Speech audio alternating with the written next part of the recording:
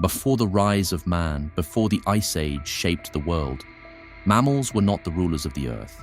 They were survivors. In the shadows of towering dinosaurs, they clawed for their place in a hostile world. But when the giants fell, they rose. From monstrous predators to titanic herbivores, from extinction to evolution, these creatures left their mark on history. But what secrets did they carry? What gave them the edge to outlast the prehistoric world? Prepare to uncover the untold story of the creatures that defied time itself. Welcome to Dinoverse, and please subscribe now if you enjoy our documentaries. How did the earliest mammals manage to survive in a world dominated by dinosaurs, and what secret adaptations gave them an evolutionary edge? Beneath the towering shadows of dinosaurs, early mammals lived a life of constant vigilance.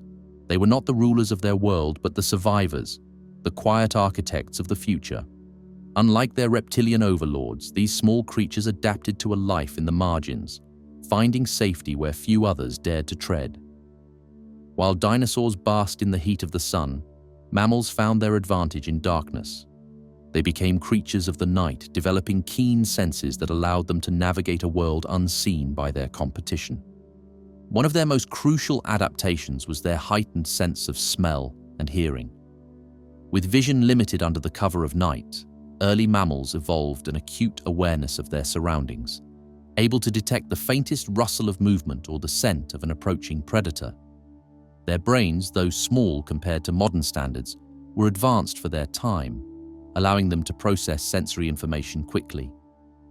While the heavy-footed reptiles relied on sight and brute force, mammals mastered the art of evasion, slipping through the undergrowth unnoticed.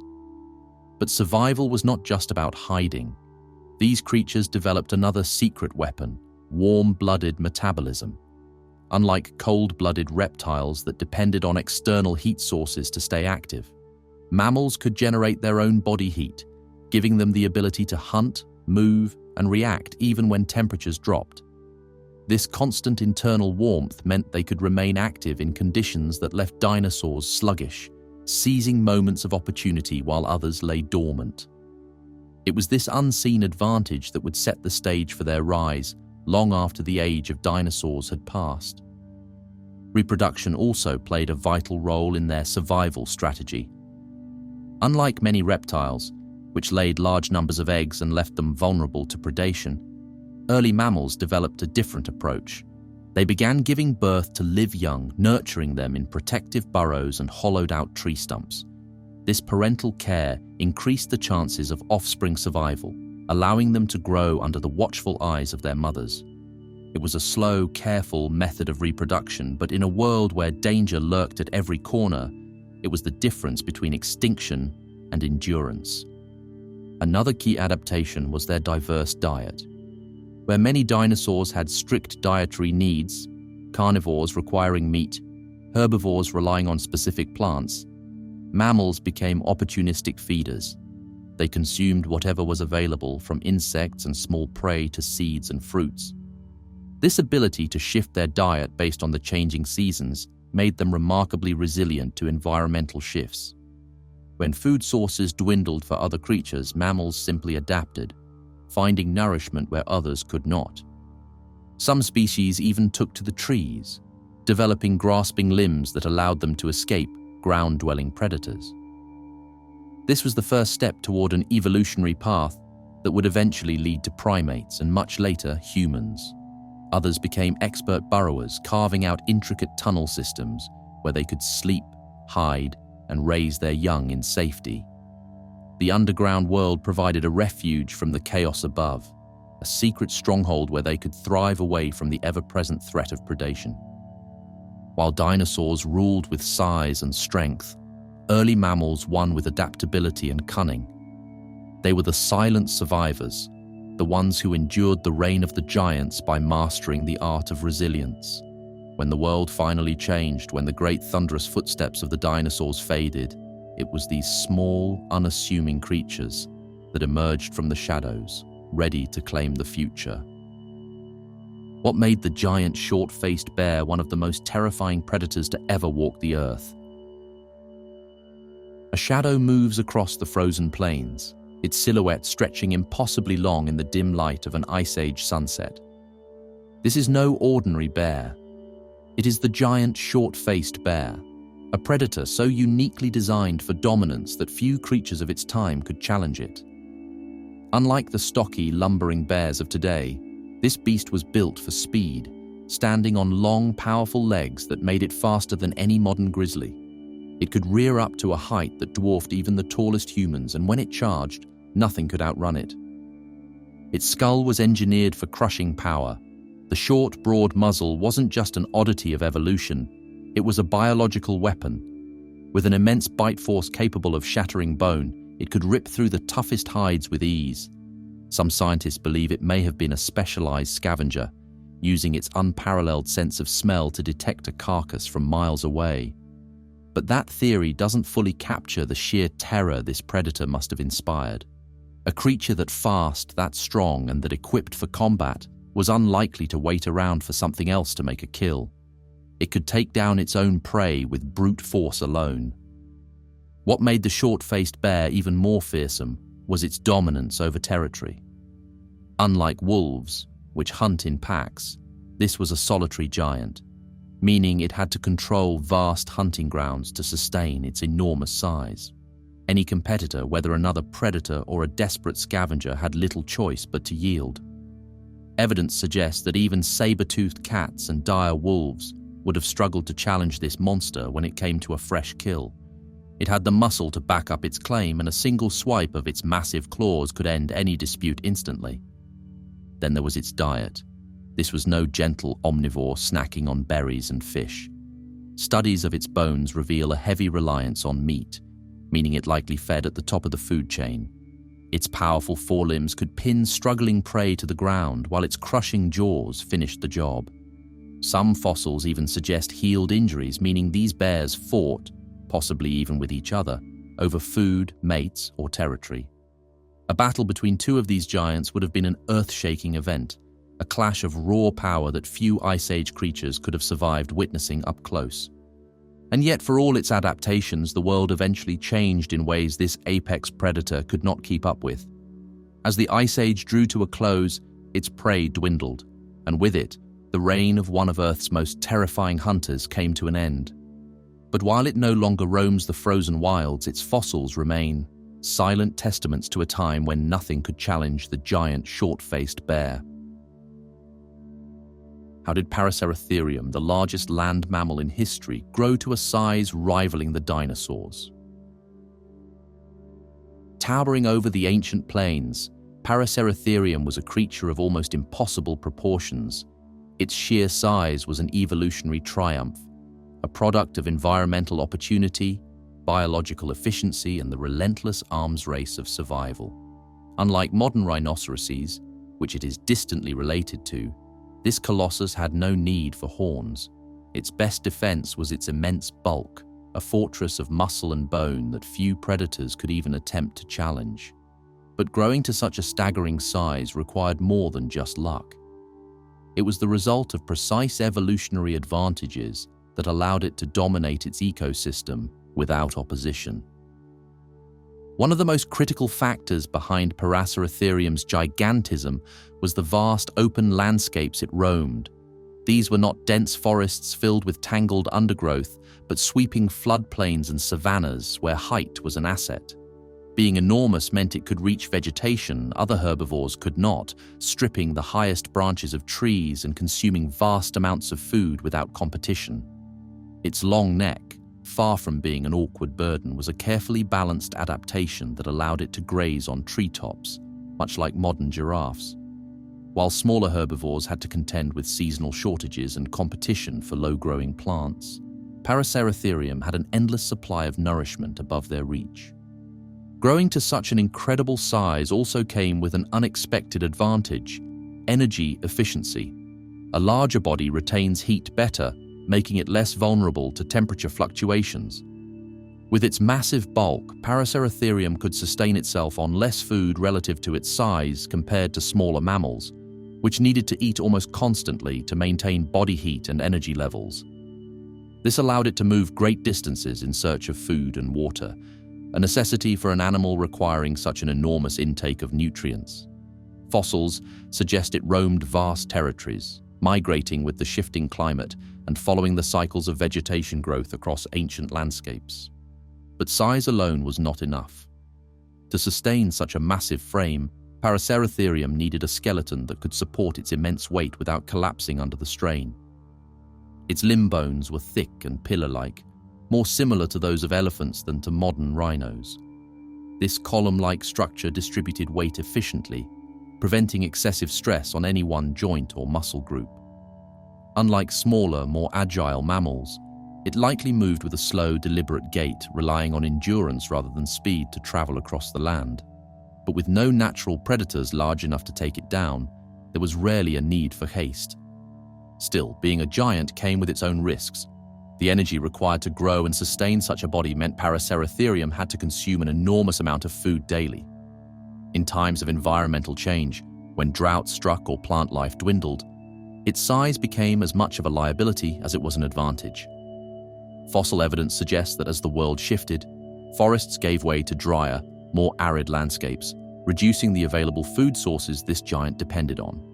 And as the land changed, so too did the balance of power among herbivores, paving the way for newer species better suited to the evolving climate.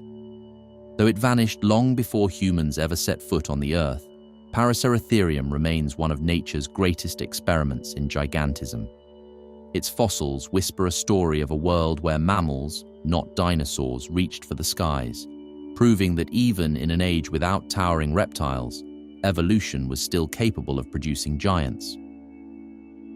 What was the true function of the massive canine teeth of saber-toothed cats, and how did they use them without breaking? A pair of impossibly long, curved fangs glint in the fading light as the predator moves in. Its eyes lock onto the massive prey before it, muscles coiling in anticipation. The saber-toothed cat was no ordinary hunter, and its weaponry was unlike anything seen in today's world. Those elongated canines, so delicate-looking yet so deadly, were the result of millions of years of evolutionary fine-tuning. But how could such exaggerated teeth be useful in the brutal world of the Ice Age without snapping like brittle glass? Unlike modern big cats, which rely on powerful crushing bites to suffocate their prey, the saber-tooth had an entirely different strategy. Its teeth were precision tools, not built for prolonged struggles, but for a single devastating strike. When it attacked, it didn't clamp down with brute force. Instead, it used those curved blades to slice through soft tissue, targeting the throat or belly with surgical efficiency.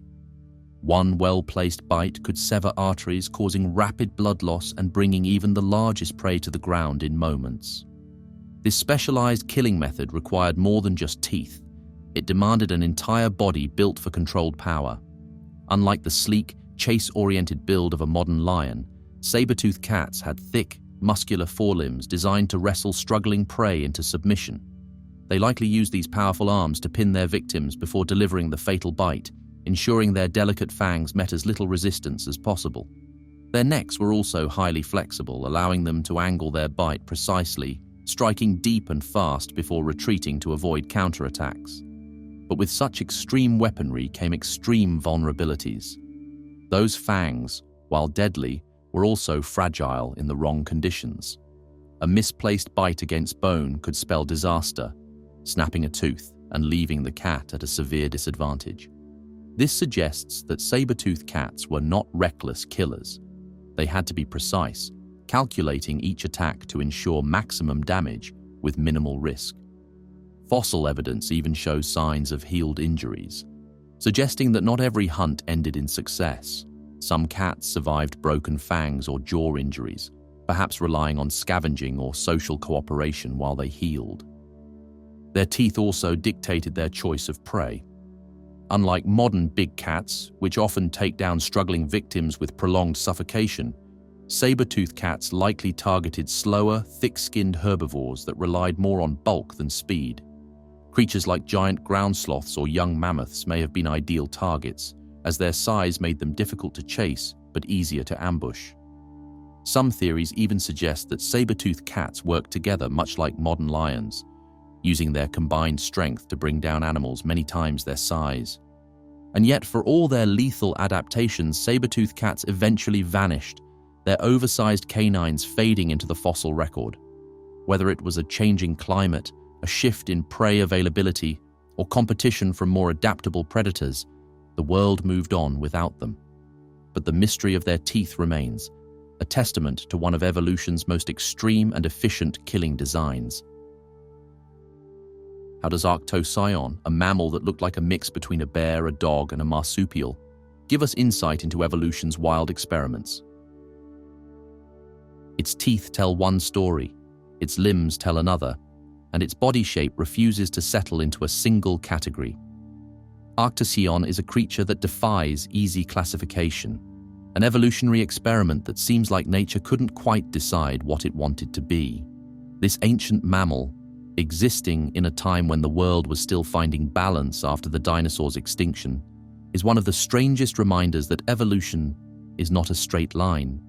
It is a chaotic process of trial and error, where some creatures become specialized and others remain caught between multiple possibilities. At first glance, Arctocyon might be mistaken for a primitive bear.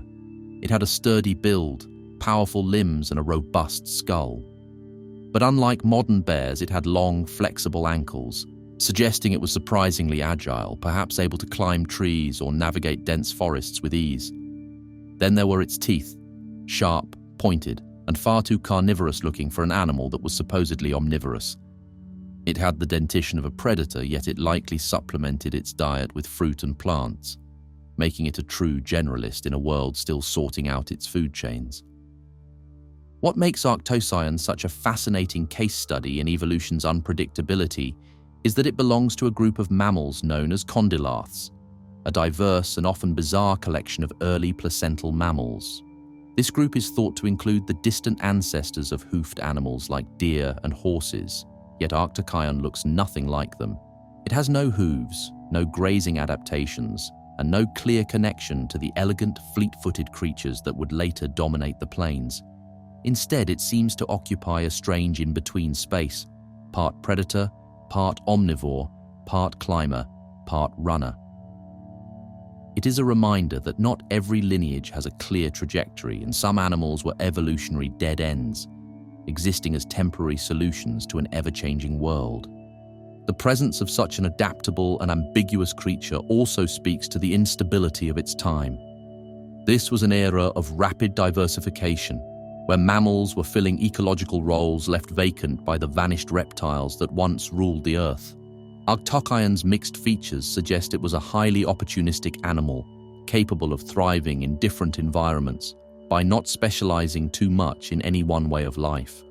While some of its relatives evolved into large, hoofed herbivores, Arctocyon and its kin represent a different evolutionary gamble, one where flexibility, rather than specialization, was the key to survival. But nature does not always reward versatility. As the world stabilized, more specialized creatures emerged, filling specific ecological niches with greater efficiency. The scattered, generalized form of Arctocyon became obsolete, and its lineage eventually faded.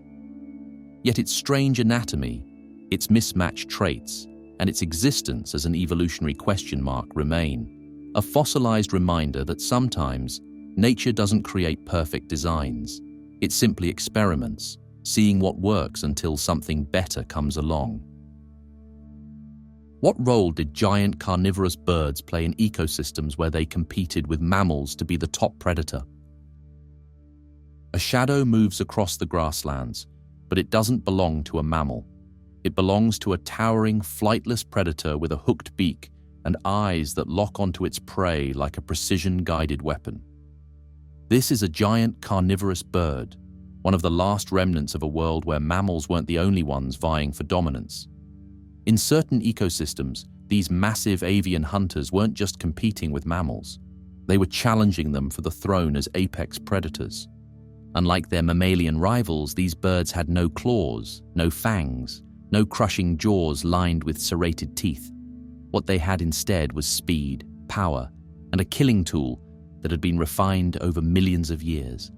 A beak that functioned like a hatchet, With a single downward strike, they could drive their hooked bills into flesh, stunning or outright killing their prey with terrifying efficiency. Some species may have even used their powerful neck muscles to repeatedly hammer at their victims, delivering devastating blows until the struggle ended. Their dominance was not just a matter of weaponry, they ruled through adaptability.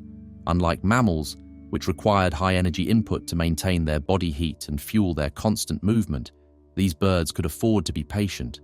They were efficient hunters, relying on bursts of speed and ambush tactics rather than drawn-out chases.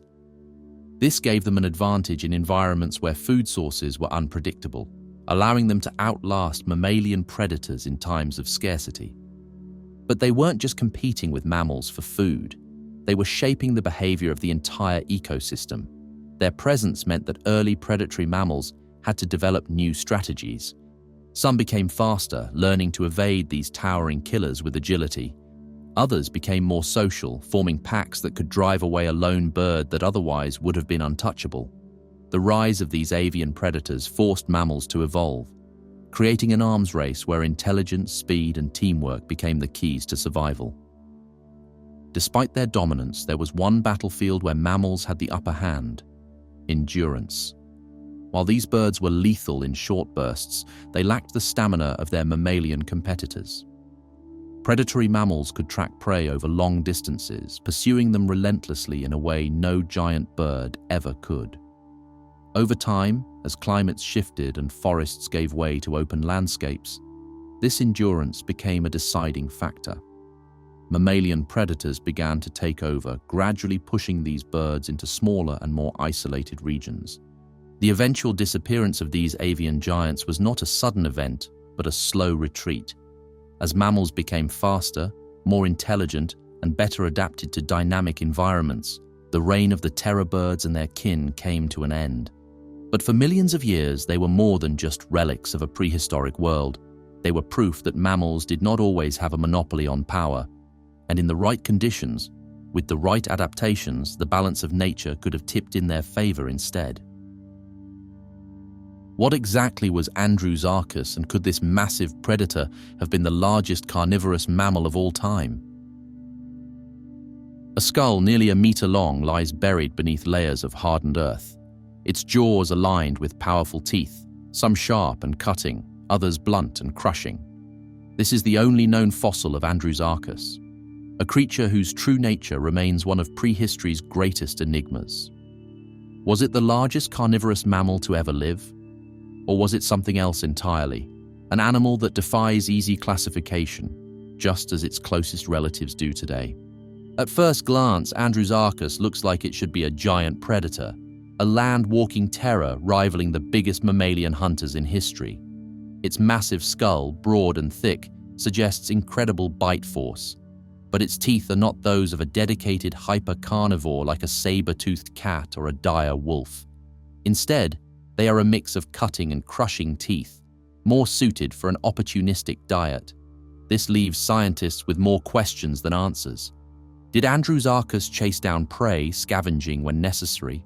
Or did it rely on a diet that included more than just meat, making it more of an omnivore than a pure carnivore?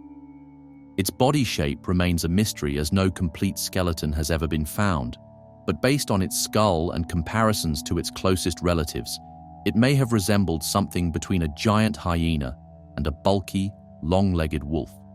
Some reconstructions imagine it as a massive bear-like creature, while others suggest a more streamlined form, capable of fast pursuits across open terrain.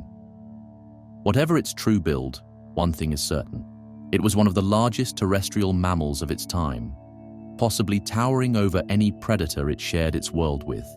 Strangely enough, Andrewsarchus is not closely related to modern land predators like big cats or bears. Instead, it belongs to a group of hoofed mammals, distantly related to creatures like hippos and even whales. This connection adds another layer of intrigue. Was it a relic of an older lineage of carnivorous ungulates, a type of mammal that would eventually be replaced by more specialized hunters? Or was it an evolutionary experiment, an animal that thrived for a time before vanishing into extinction? Its role in its ecosystem is still debated, but if it truly was the largest land-based carnivorous mammal, it would have had few, if any, natural enemies. Its sheer size would have made it an apex predator, capable of taking down large prey or intimidating smaller predators away from their kills.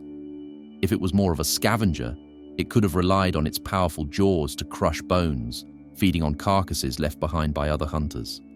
Some theories suggest it may have even hunted in a way similar to modern hyenas, using endurance and brute strength rather than speed or stealth.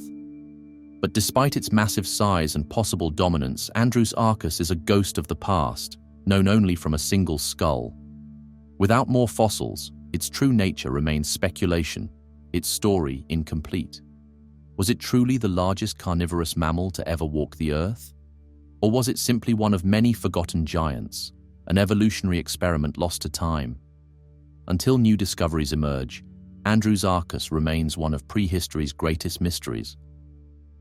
When mammals ruled the earth, how did mammals evolve so rapidly after the extinction of the dinosaurs?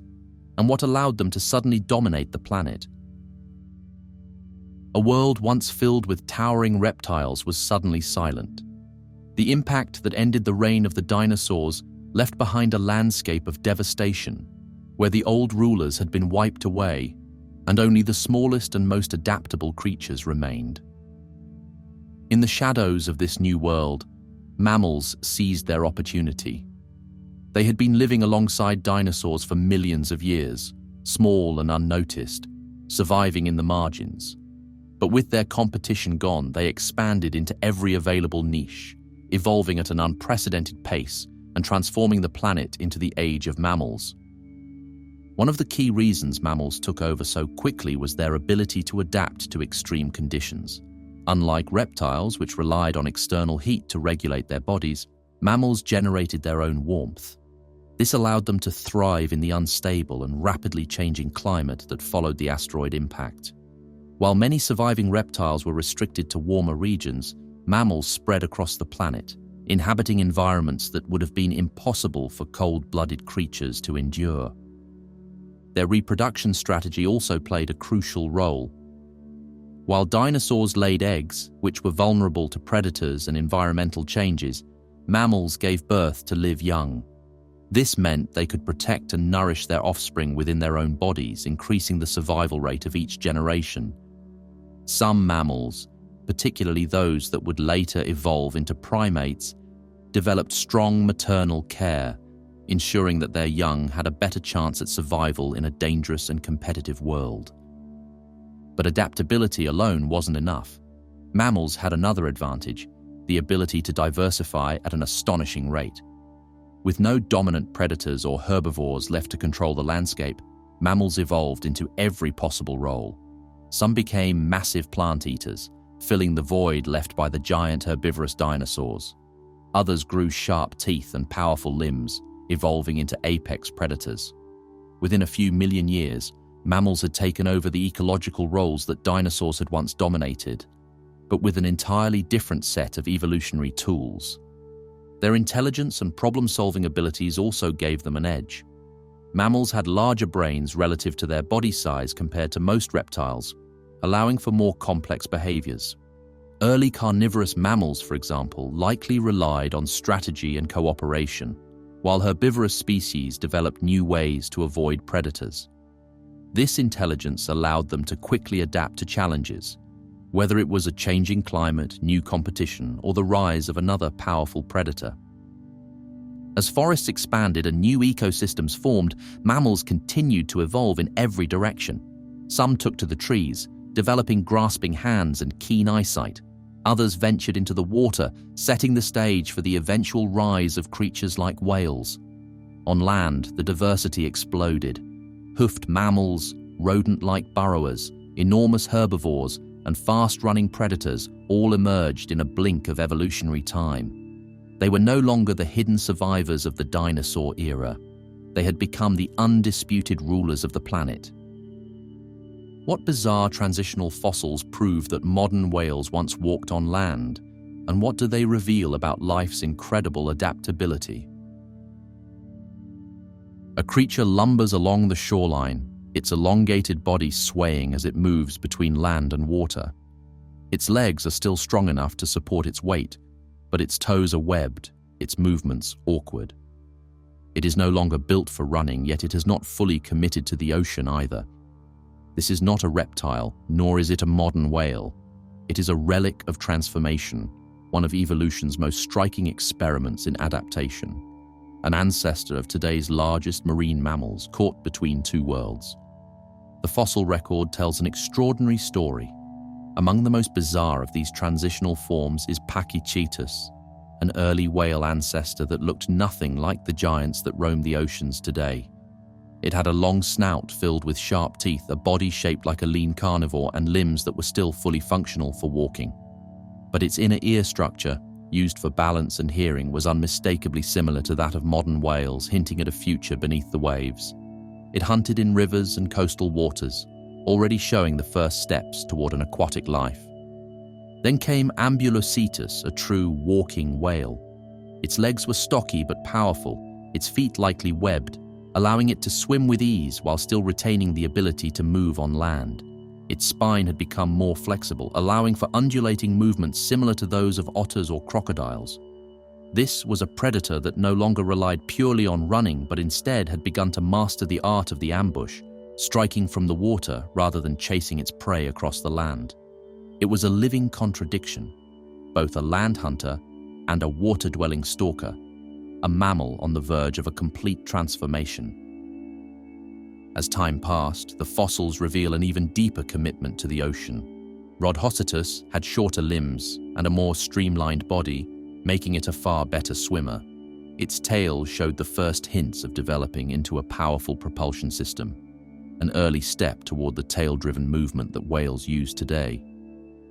But what makes this fossil truly remarkable is its nose. Unlike its ancestors, Rhodhocetus had nostrils positioned further back on its skull, an adaptation that would eventually allow future whales to breathe without lifting their heads above the water.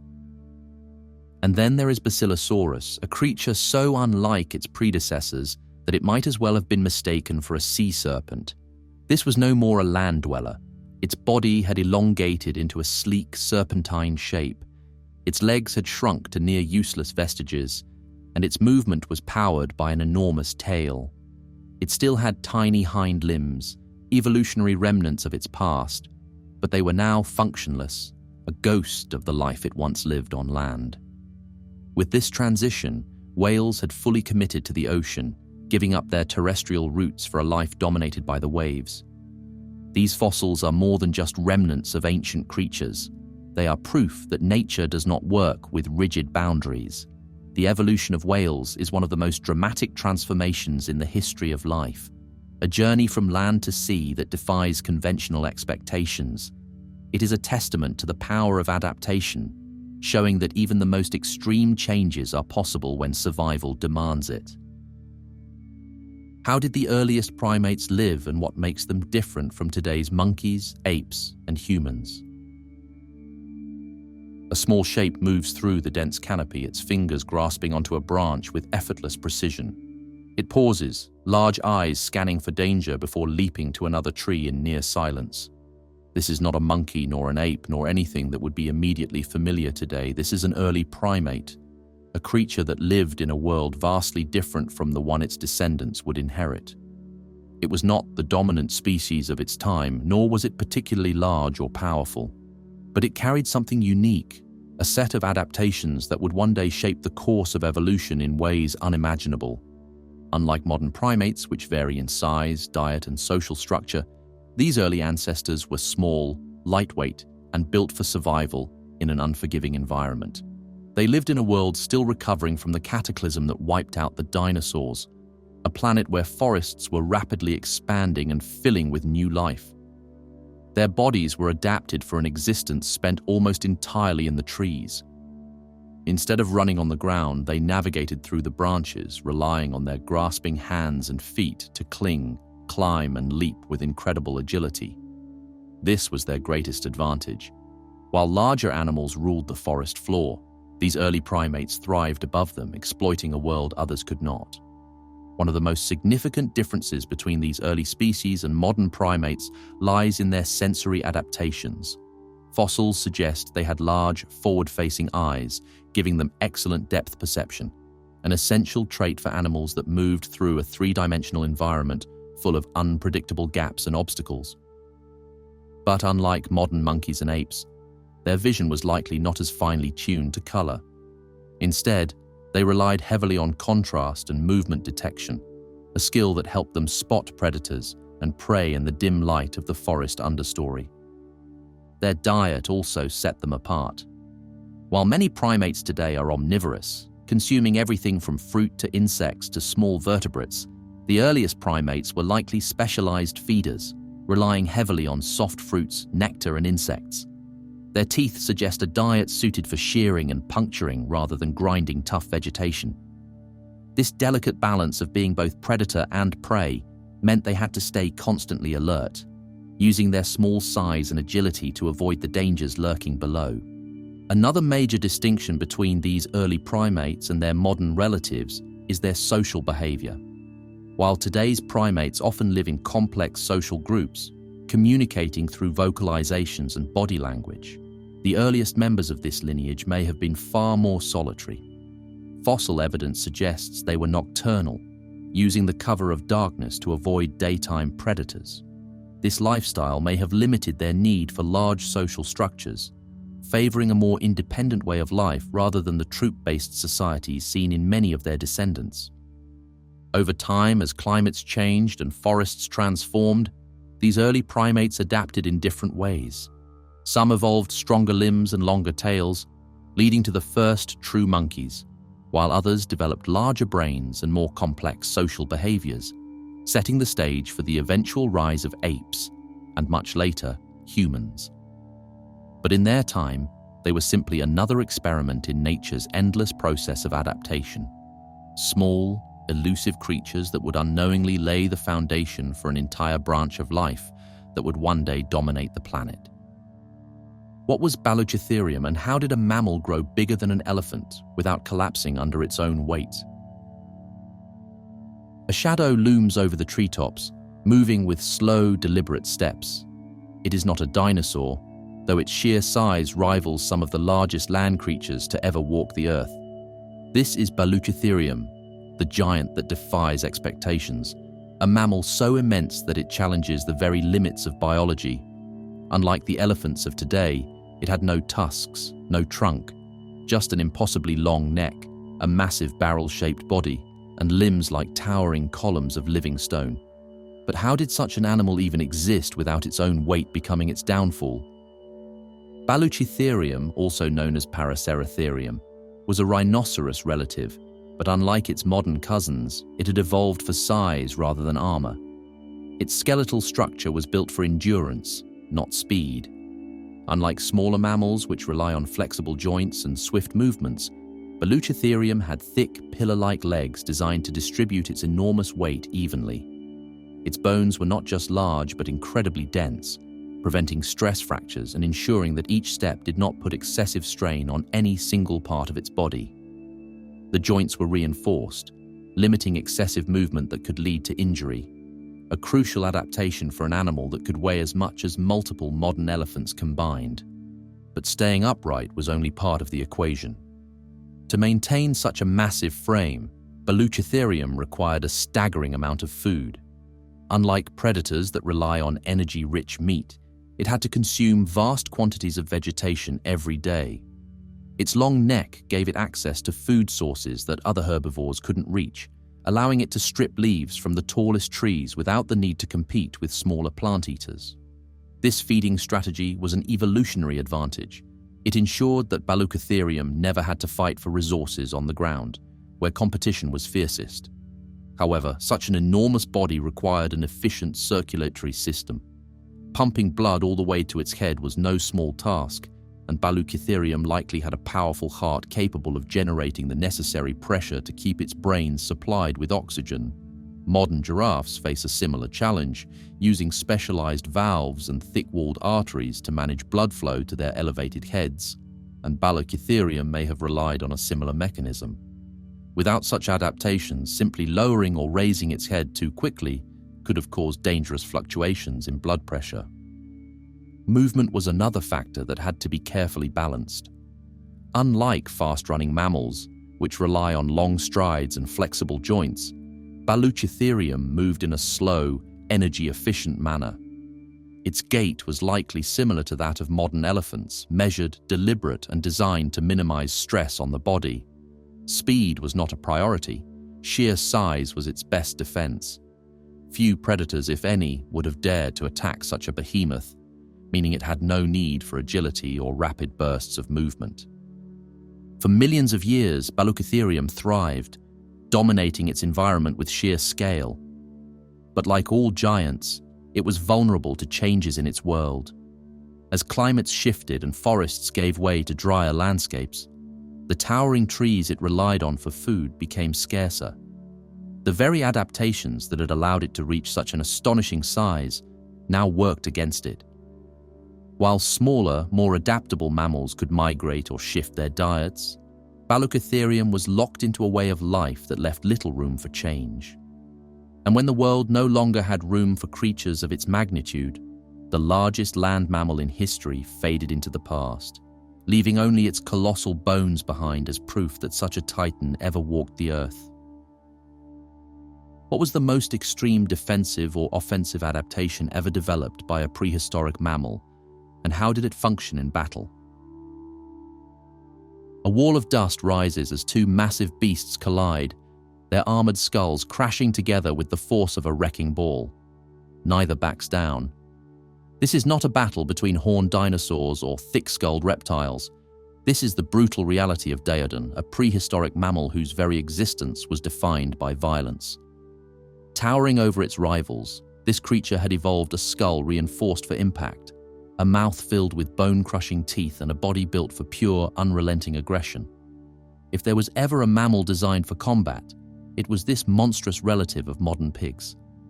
Daeodon, often referred to as the Terminator pig, was not just large, it was a walking arsenal. Its skull was reinforced like a battering ram, allowing it to absorb and deliver devastating blows during combat. Unlike predators that relied on speed or ambush tactics, Daeodon used brute force, likely engaging in head-to-head clashes with rivals over territory, mates, or dominance. Its jaws, lined with massive teeth, were built for crushing bone, making it not just a scavenger but a true apex predator. If it got its jaws around an opponent, the fight was over in moments. But offensive power was not the only extreme adaptation in the prehistoric world.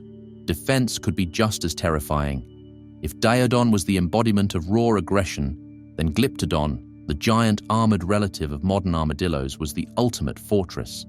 Its body was encased in a shell so thick it could withstand the bite of even the most powerful Ice Age predators. But what made it truly formidable was its tail. Covered in heavy, bony plates, it could be swung like a medieval flail. A single well-placed strike from a Glyptodon's tail could shatter bone, breaking a predator's leg or even caving in a skull. This was not an animal that relied on speed or agility to escape danger. It stood its ground, turning its entire body into an impenetrable shield with a built-in weapon. Extreme adaptations often came with trade-offs. While Daeodon's brute strength made it a terror of its time, its massive size and aggressive nature may have made it vulnerable to changes in food availability. It needed a constant supply of prey or carcasses to sustain its bulk, and as ecosystems shifted, more efficient predators likely outcompeted it. Glyptodon, for all its defenses, was nearly invincible against natural threats. But when humans arrived, its armor was no match for weapons and strategy. These prehistoric mammals, built for war in their own ways, show just how extreme evolution can become when survival demands it. Whether through sheer force or impenetrable defenses, nature sculpted creatures that were not just survivors but walking weapons, each perfectly adapted to the brutal realities of their world. How did isolation on islands and continents lead to the evolution of some of the strangest mammals ever discovered? A vast land, untouched by the great predators that roamed elsewhere, gives rise to something truly bizarre. A towering hoofed carnivore stalks its prey with long, sloping limbs, looking more like a predatory horse than any feline or canine hunter. Across the ocean, a rodent the size of a bison grazes lazily, unchallenged by the predators that once kept its ancestors small. In yet another forgotten corner of the world, a primate-like creature scurries across the ground, its kangaroo-like legs launching it forward in great leaps. These are not the results of mere chance. This is evolution's response to isolation, a process that has shaped some of the strangest mammals ever to exist. When animals become cut off from the rest of the world, evolution takes them in unexpected directions. The lack of competition allows them to expand into niches they would never have occupied elsewhere. Nowhere is this more apparent than in South America, where mammals evolved in total isolation for millions of years. Here, some of the strangest creatures imaginable emerged, including Macrauchenia, a long-necked herbivore with a body that looked like a mix between a llama and a prehistoric horse. With no large carnivores to challenge them for survival early on, these bizarre animals thrived, adapting in ways that seem almost otherworldly compared to their distant relatives elsewhere. But isolation did not always mean safety. The island rule, an evolutionary principle, suggests that large animals often shrink when confined to limited space, while small animals grow far larger than their mainland relatives. This led to some truly strange results. On the island of Madagascar, giant lemurs once roamed, some as large as gorillas, their size allowed by the absence of primate hunting predators. Meanwhile, on remote islands once home to dwarf elephants, creatures that were once towering behemoths became small and stocky, adapting to survive on fewer resources. One of the most extreme examples of evolutionary isolation is Australia. Separated from the rest of the world for tens of millions of years, it became the kingdom of marsupials. Here, placental mammals were virtually absent, allowing creatures like Thylacoleo, the marsupial lion, to evolve as apex predators. Unlike big cats, this hunter had a crushing bite powered by an incredibly strong jaw, slicing through flesh with shearing teeth rather than piercing canines. In another example of Australia's evolutionary experiments, giant short-faced kangaroos once roamed the landscape, moving not with hops, but with a more efficient bounding gait that allowed them to cover great distances. Yet not all isolated mammals thrived.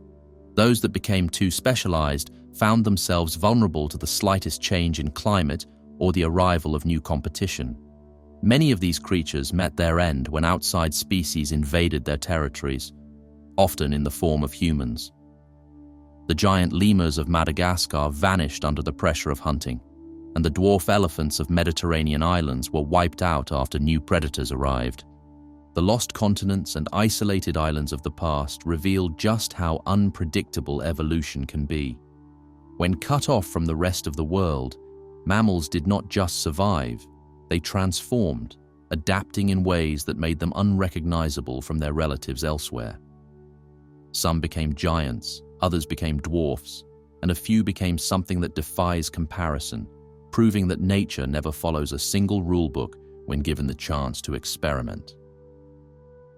What was the mysterious mid-Miocene disruption, and how did it wipe out countless mammal species without a clear cause? A world once teeming with life begins to change. Forests shrink, grasslands spread, and the creatures that once ruled this land find themselves struggling to survive. Some disappear without a trace, entire lineages vanishing from the fossil record. This is the mid-Miocene disruption, an extinction event that does not come with an asteroid impact, volcanic winter, or any of the usual suspects. Instead, something more subtle, yet just as deadly, reshapes the planet, forcing mammals to either adapt or be erased from history. The Miocene epoch had been a time of great prosperity for mammals. With the cooling of the Earth after the age of the dinosaurs, new ecosystems flourished, and large herbivores and predators spread across continents. Giant rhino-like creatures roamed the open plains. Early elephants expanded their range, and carnivorous mammals grew into a variety of specialized hunters. But then, something disrupted this balance. The climate, which had been relatively stable, began shifting in ways that proved catastrophic for many species. Oceanic changes appear to have played a significant role. The slow movement of continents altered ocean currents, triggering a cooling trend that reshaped global weather patterns. Warm, wet environments began drying out, leading to the decline of dense forests and the expansion of grasslands. For mammals that had relied on thick vegetation for food and shelter, this was a disaster. Species that were too slow to adapt to these new environments found themselves struggling against a changing world that no longer favored them. But climate alone does not fully explain the extent of the losses. Fossil records show that even in areas where environmental change was less extreme, many mammal species still disappeared. This suggests a more complex series of factors at play. One possibility is that shifting ecosystems created a cascade of extinctions, herbivores declining due to habitat loss, which in turn led to the collapse of predator populations that depended on them.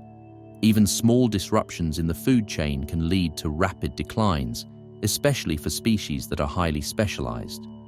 Another factor may have been the rise of new competitors. The mid-Miocene disruption coincides with the spread of more modern mammal groups, particularly those better suited to open environments. Faster, more efficient grazers replaced the slower, bulkier herbivores of earlier periods.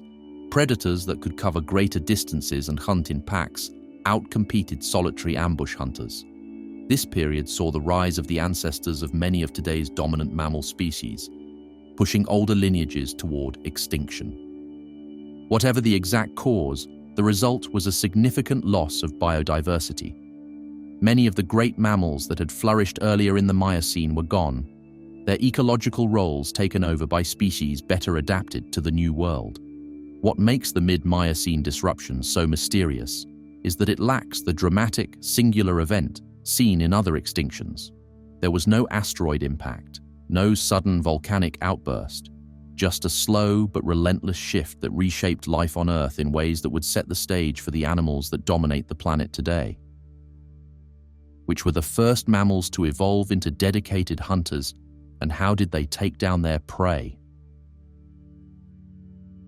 A low shape slinks through the undergrowth, its elongated body moving with a quiet, lethal grace.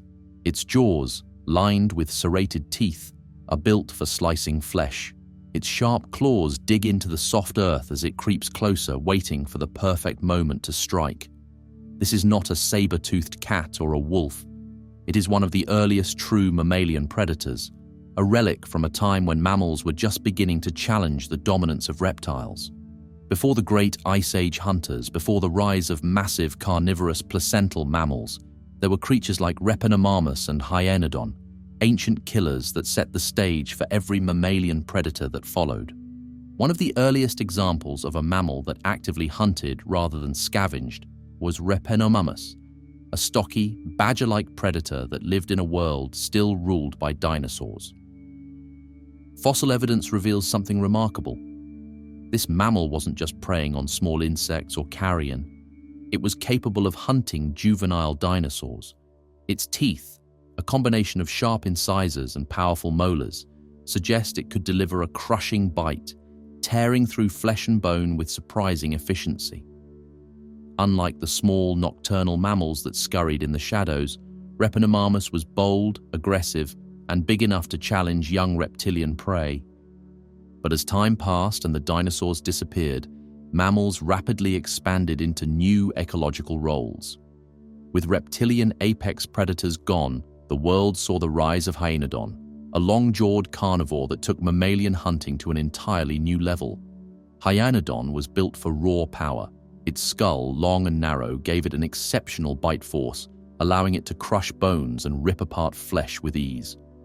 Unlike modern big cats, which rely on suffocating their prey, Hyaenodon likely took a more brutal approach, biting down with enough force to shatter the spine or skull of its victim, killing it almost instantly.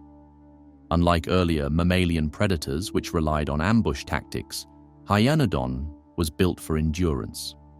It had long, powerful limbs, suggesting it could pursue prey over longer distances, exhausting them before moving in for the kill. This was a shift in strategy.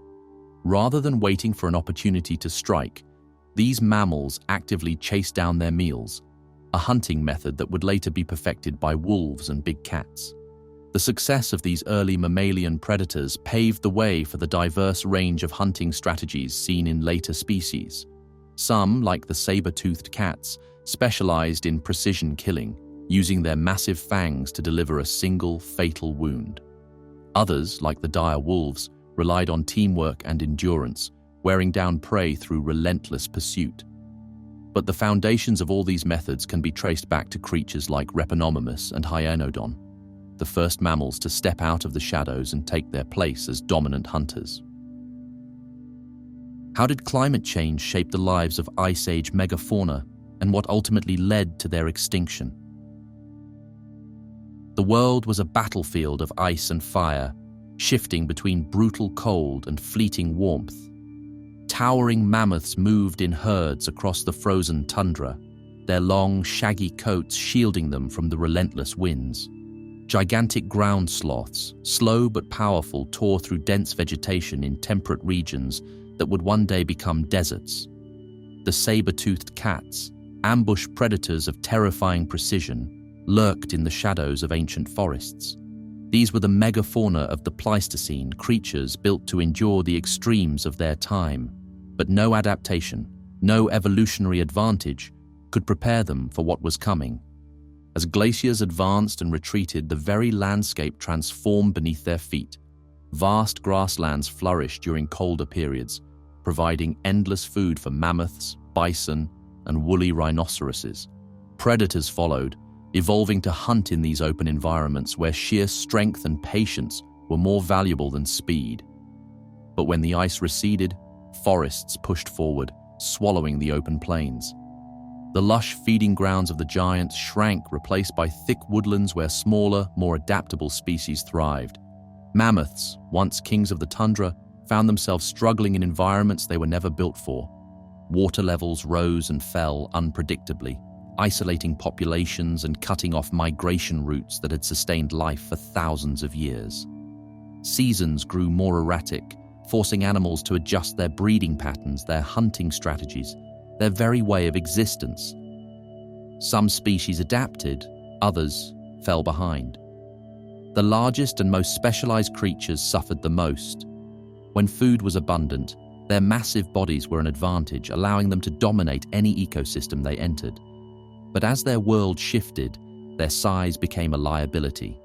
A single bad season, a year of scarce resources, could mean the difference between survival and extinction. Then came an even greater challenge. As the climate waged its slow and relentless war on the megafauna, another force arrived, one that was faster, smarter, and utterly relentless. Humans, armed with weapons and strategy, entered the scene. To the mammoths, the giant sloths, and the saber-toothed cats, these small, hairless primates were insignificant at first, but they hunted with precision, taking down prey that had never before faced such organized, intelligent predators. Unlike the great Ice Age carnivores, humans did not hunt only when hungry. They could plan, coordinate, and build tools that made even the most formidable creatures vulnerable. For thousands of years, climate change had placed the megafauna under pressure. Human arrival was the final blow. As landscapes continued to shift, the large herbivores that once shaped entire ecosystems disappeared, taking their predators with them. The mammoths, which had roamed for hundreds of thousands of years, were among the last to fall, their final populations lingering on isolated islands, cut off from the world they once ruled. The Ice Age ended, but the scars of its great extinction remained. Where giants had once roamed, only their bones remained, buried beneath layers of earth, whispering the story of a world that could not last forever. How did a subterranean lifestyle help some of the smallest mammals survive mass extinctions that wiped out their larger relatives? Beneath the chaos of a dying world, something stirs in the darkness. While fire rains from the sky, while towering beasts collapse under the weight of starvation and ruin, small creatures burrow deeper into the earth. Here in tunnels shielded from the worst of the disaster, survival is not about size or strength.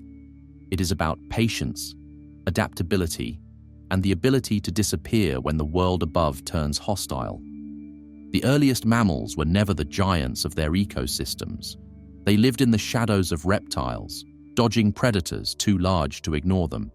Many had already developed a habit of burrowing, not out of choice but necessity.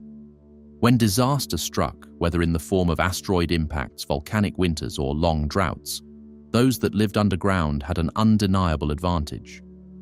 Unlike their surface-dwelling relatives, which relied on stable climates and predictable food sources, burrowing mammals could regulate their own environment. They could escape the extreme temperatures, avoid the predators that roamed above, and survive on food stores hidden beneath the soil. One of the greatest examples of this survival strategy dates back to the mass extinction that ended the reign of the dinosaurs.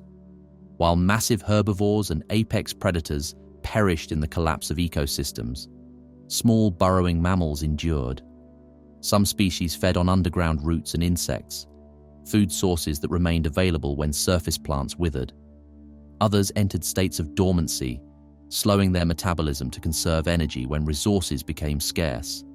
This ability to hibernate or enter torpor was a powerful adaptation, one that allowed them to wait out the worst of the catastrophe. But it wasn't just the short-term disaster that made underground survival so effective. Long after the skies cleared and the earth began to heal, mammals that had mastered life beneath the surface found themselves uniquely positioned to thrive. Larger species had been wiped away, leaving behind a world full of empty ecological niches. Those that had survived in hiding emerged into an environment where competition had been reset, where new opportunities awaited. Some of these burrowing mammals would remain in the underground world, evolving into creatures like modern moles and rodents. Others would eventually take to the surface once more, evolving into entirely new lineages that would shape the future of life on Earth. Even in later extinction events, from ice ages to rapid climate shifts, underground dwellers continued to endure where others failed. When temperatures plummeted and vast glaciers swallowed entire continents, these small survivors could burrow deeper, insulated from the cold. When new predators evolved, reshaping ecosystems, they had an escape route unavailable to most. They could simply vanish below the surface, waiting for danger to pass. In the grand story of evolution, where the biggest and most fearsome often steal the spotlight, the true survivors have often been the smallest, the least conspicuous, the ones who knew when to disappear. The underground was never just a hiding place. It was a shield, a strategy, and ultimately, a gateway to the future. How would our world look today if Ice Age giants like mammoths and saber-toothed cats had never gone extinct? A herd of mammoths moves across the tundra, their massive forms casting long shadows in the fading light. Nearby, a pack of dire wolves follows their trail, waiting for a chance to strike. In the dense forests beyond, a saber-toothed cat watches from the cover of the trees, its curved fangs glinting in the last rays of sunlight. This is not a prehistoric scene. This is the modern world, a version of Earth where the Ice Age giants never vanished, where human civilization grew alongside creatures that were meant to disappear. If mammoths had survived, the vast grasslands of North America and Eurasia would look very different. These massive herbivores were not just passive grazers. They were ecosystem engineers, reshaping the landscape with every step they took. Their constant movement prevented forests from expanding too quickly, keeping open plains intact and maintaining a balance between grassland and woodland. Without their extinction, today's ecosystems might resemble the ancient steppe environments, with sprawling fields of grass stretching where dense forests now stand. The presence of mammoths would mean fewer trees, different plant life, and possibly even a reduced risk of wildfires as their grazing habits controlled the buildup of dry vegetation. But where there are giant herbivores, there must also be predators capable of taking them down. Saber-toothed cats and their Ice Age rivals, like short-faced bears and dire wolves, would have continued to evolve alongside their prey. Unlike modern big cats, saber-tooths relied on ambush tactics, striking with immense force before their prey had time to react. Their presence would have shaped the behavior of other large mammals, creating a world where survival required even greater speed, strength, or intelligence. If they had persisted, Modern predators like lions and tigers might look very different today, perhaps evolving larger bodies or more specialized hunting techniques to compete with their Ice Age counterparts. The survival of these megafauna would also have had a profound impact on human civilization. Early humans hunted mammoths for food, used their bones for shelter, and likely saw them as both a resource and a challenge. If these creatures had remained widespread, human societies might have adapted differently. Agriculture could have taken longer to develop in regions where large herbivores continued to dominate the landscape, and hunting megafauna might have remained a central part of human survival for much longer. Some cultures might have even domesticated certain Ice Age species, just as horses, cattle, and elephants were tamed over time. Imagine a world where humans ride mammoths instead of horses, where massive herds still migrate across the plains, shaping entire ecosystems in ways we can only speculate. But such a world would not be without consequences. The coexistence of humans and megafauna could have led to different environmental pressures. Would cities have been built differently, designed to withstand the presence of massive animals still roaming freely? Would industrial expansion have been slowed by the need to protect or manage these creatures? Or would humans have eventually driven them to extinction anyway, just at a later time? The Ice Age may have ended, but its giants remain frozen in time, preserved in fossils, and the occasional mummified remains found beneath the permafrost. Yet in another version of history, they might still walk among us, shaping the land, the climate, and even the course of human progress itself. What recent discoveries have the potential to rewrite everything we thought we knew about prehistoric mammals? A perfectly preserved mammoth calf, its skin and fur intact, emerges from the permafrost. Elsewhere, the remains of an ancient predator are unearthed, revealing a skull shape that doesn't fit into any known lineage. In a remote cave, fossilized footprints suggest that mammals may have reached new continents far earlier than once believed. Each discovery peels back another layer of the past, challenging long-held assumptions and forcing scientists to reconsider how prehistoric mammals lived, evolved, and even interacted with early humans. One of the most groundbreaking revelations comes from ancient DNA, extracted from ice-locked fossils. Until recently, genetic material was thought to degrade too quickly to provide insight into creatures that vanished tens of thousands of years ago, but advances in sequencing technology have changed that, allowing scientists to reconstruct genomes from long-extinct species. The genetic code of mammoths, for example, has revealed surprising adaptations for cold resistance, suggesting that some populations might have survived much longer than previously believed. In some cases, DNA evidence has even challenged established timelines, indicating that extinct mammals may have interbred with related species, creating hybrid populations that blur the lines between what is considered extinct and what is merely transformed. Fossil discoveries continue to reshape our understanding of prehistoric ecosystems. The unearthing of Adelatherium, a bizarre rabbit-sized mammal from Madagascar, has baffled scientists with its combination of primitive and highly specialized traits. It belongs to a now vanished group known as Gondwanatherians, mammals that thrived in isolation on ancient landmasses. Its unusual skeletal structure suggests locomotion unlike anything seen in modern mammals, proving that evolution is capable of producing completely unexpected body plans. Finds like these hint at entire branches of the mammalian family tree that have yet to be discovered, lost worlds of evolutionary experiments that defy conventional classification. In South America, fossilized footprints have challenged long-accepted migration patterns. It was once thought that mammals spread across the continents in a slow and predictable manner, following land bridges and favorable climates. But trackways dating back far earlier than expected suggest that some species, perhaps through sheer luck or unknown routes, managed to reach new environments long before paleontologists had ever suspected. If true, this could mean that Ice Age megafauna were more mobile and adaptable than previously thought, rewriting the story of how mammals conquered the globe.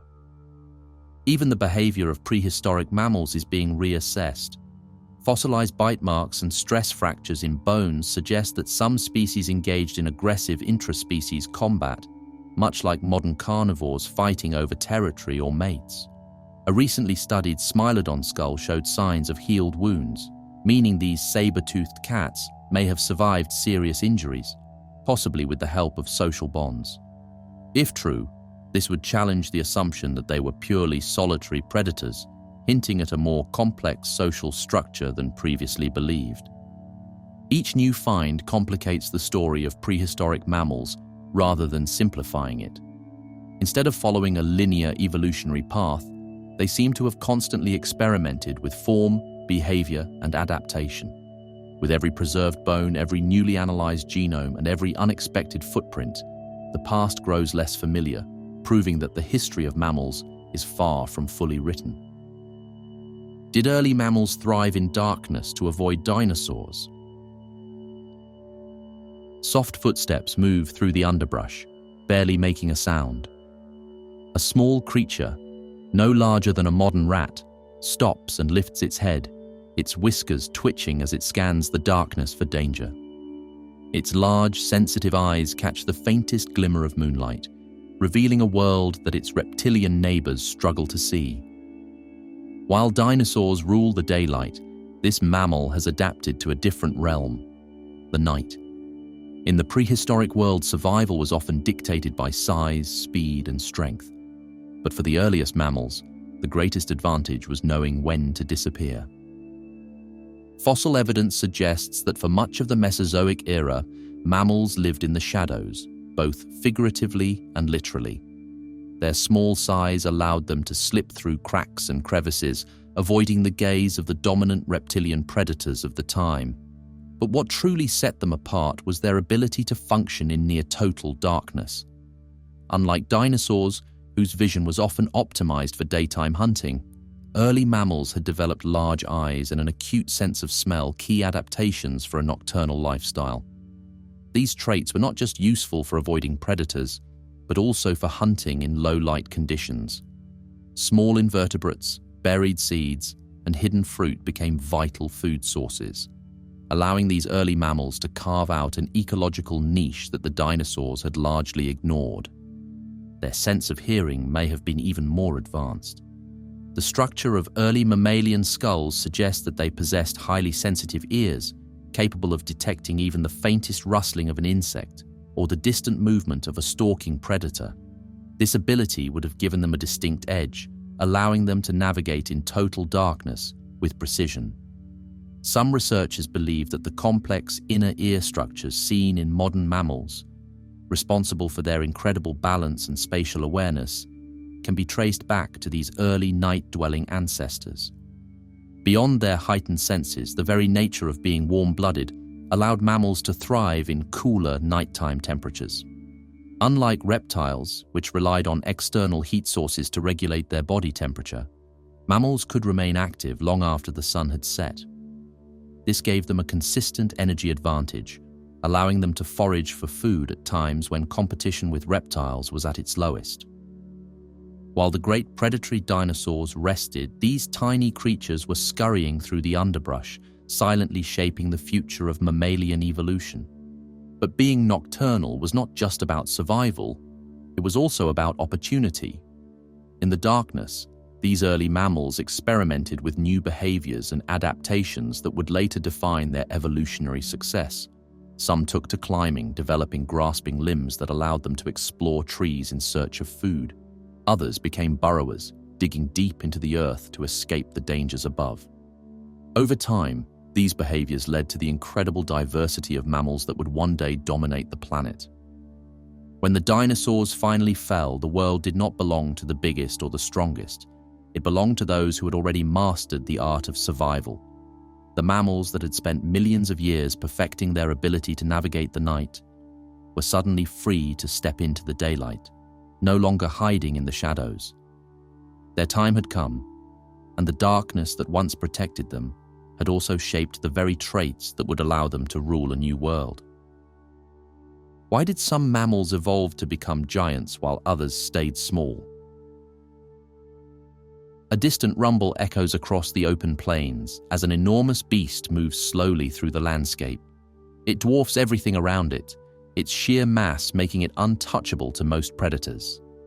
Meanwhile, hidden beneath the underbrush are much smaller mammal scurries vanishing into a network of tunnels that keep it safe from threats above. Two creatures existing in the same world, yet following entirely different evolutionary paths. Why did some mammals evolve into towering giants while others remained small and elusive? One of the driving forces behind gigantism in mammals was the need for protection. In environments where predators roamed in abundance, size itself became a survival strategy. Larger herbivores, such as Paraceratherium, had little to fear from smaller carnivores because their sheer bulk made them nearly invulnerable to attack. By growing beyond the reach of most predators, these mammals ensured their survival, relying on size rather than speed or agility to avoid becoming prey. This same principle applies today. Elephants, rhinos, and bison all owe much of their success to their immense size, which deters all but the most determined hunters. But gigantism was not just about defense, it also allowed mammals to access resources that smaller animals could not. Taller creatures could reach vegetation out of reach for others, giving them an advantage in environments where food was limited or highly seasonal. Mammoths and giant ground sloths, for example, could strip the highest branches of trees, feeding where smaller herbivores could not compete. In some cases, this even led to entirely new ecological roles, where these giants became landscape shapers, influencing the very structure of their habitats by trampling forests into grasslands or dispersing seeds over vast distances. Yet while gigantism worked for some, others found an advantage in staying small. A smaller body meant lower energy demands, allowing some mammals to survive in environments where food was scarce or unpredictable. Burrowing mammals, for instance, could exploit underground food sources that larger animals could never reach. Tiny predators could slip into crevices, hunting prey that their massive relatives would never even detect. Speed, agility, and adaptability often outweighed the benefits of sheer size, especially in environments where large animals were more vulnerable to extinction during times of ecological change. Climate also played a crucial role in determining which species grew into giants and which remained small. In colder regions, large body size helped retain heat, a principle known as Bergmann's rule. This is why Ice Age mammals such as the woolly mammoth and the giant short-faced bear reached enormous proportions. Larger bodies lose heat more slowly, making them better suited for survival in frigid conditions. In contrast, mammals living in warmer regions often evolved smaller, more compact forms to dissipate heat more efficiently. Isolation on islands created its own set of evolutionary pressures, often leading to both extreme gigantism and dwarfism. Some mammals that were small on the mainland evolved into giants when placed in an environment with fewer predators, such as the massive rodent Josephus artigacea in South America. Meanwhile, some large species, like elephants, shrank dramatically on islands where food was limited, leading to populations of dwarf mammoths and pygmy hippos. The balance between size, resources, and competition dictated whether a species would grow to immense proportions or become miniature versions of their mainland relatives. The rise of mammalian giants was not a simple process, but a response to a complex interplay of environmental pressures, competition, and survival strategies. Some thrived by towering above all others, while others endured by staying small and elusive. But in the ever-changing world of evolution, no strategy guaranteed survival forever. The giants that once ruled the earth are now gone, while many of the smallest mammals, those that could hide, adapt, and outlast change, are still here, continuing the story of survival in their own way. How did early mammals compete with reptiles after the dinosaurs vanished? A lizard-like predator basks in the morning sun, absorbing warmth before it begins its hunt. Nearby, something smaller stirs beneath the underbrush. Covered in fur, with sharp senses tuned to every movement, the mammal waits for its chance to strike. This is the world after the dinosaurs, where mammals and reptiles, two vastly different survivors, now battle for dominance. The great age of the reptiles may have ended with fire and darkness, but those that remained were still formidable, and the mammals that had once scurried in the shadows now had to prove they were more than just relics of a forgotten era. The mammals that emerged from the extinction event were not the towering giants that would later walk the earth. They were small, fast, and highly adaptable, traits that had once allowed them to avoid the gaze of dinosaurs but now positioned them to take advantage of a world in flux. Unlike reptiles, which relied on external heat sources to regulate their body temperature, mammals were warm-blooded, giving them a crucial edge. While many surviving reptiles remained sluggish during colder periods, mammals could hunt, forage, and reproduce year-round, allowing them to exploit food sources without waiting for the sun to rise. But reptiles had their own advantages. Crocodilians, snakes, and large predatory lizards had survived the mass extinction and still controlled many waterways and tropical regions. These creatures, built for ambush and patience, could survive on less food than their mammalian counterparts, allowing them to endure long periods of scarcity. While mammals needed to eat frequently to fuel their high-energy lifestyles, a large reptilian predator could wait, striking only when necessary. This created a dynamic where mammals had to remain constantly active, evolving sharper senses and faster metabolisms to outmaneuver their cold-blooded rivals. One of the greatest battles between these two groups took place in the undergrowth. As forests regrew and ecosystems stabilized, both mammals and reptiles fought for dominance in niches that had once been overshadowed by dinosaurs. Mammals evolved powerful jaws with specialized teeth, allowing them to chew a wide range of foods, from tough plant matter to hard-shelled insects. Reptiles, on the other hand, retained their ability to swallow prey whole, an efficient method that required little energy, but limited their diet to what could fit in their mouths. Over time, mammals' diverse feeding strategies allowed them to access food sources that reptiles could not, slowly tipping the balance in their favor. But not all mammals remained small.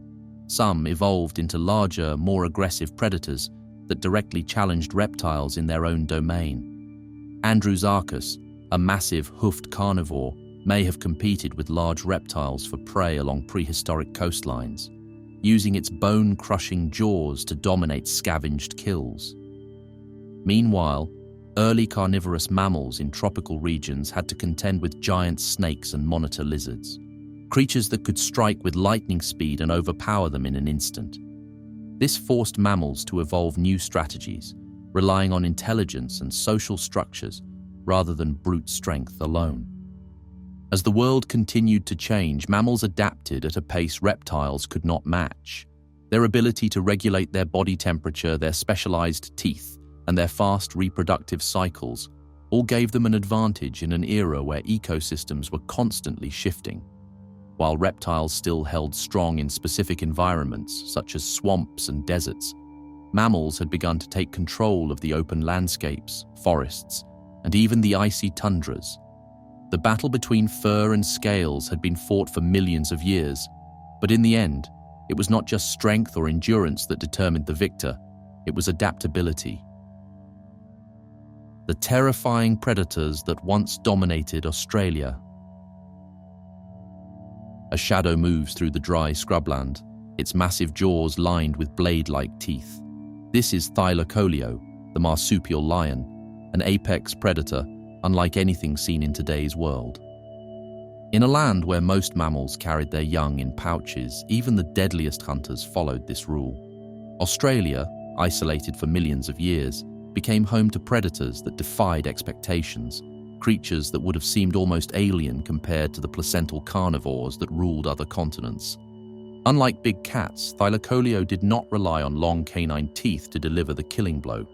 Instead, its most powerful weapons were its oversized carnassial teeth, razor-sharp shearing blades that could slice through flesh with terrifying efficiency. These were no ordinary cutting teeth. They were so specialized that they functioned more like a guillotine than the tearing dentition of lions or tigers. With a single bite, Thylacoleo could sever muscle and crush bone, dispatching prey far larger than itself. This wasn't a cat, nor was it a true lion. It was something completely unique, an evolutionary experiment that took marsupial carnivory to an extreme. But it was not the only predator that terrorized prehistoric Australia. Long before Thylacoleo stalked the forests, another creature ruled the skies, the giant wonambi. Unlike modern snakes, which rely on speed and venom, this prehistoric constrictor could grow to lengths exceeding anything in today's Australian wilderness.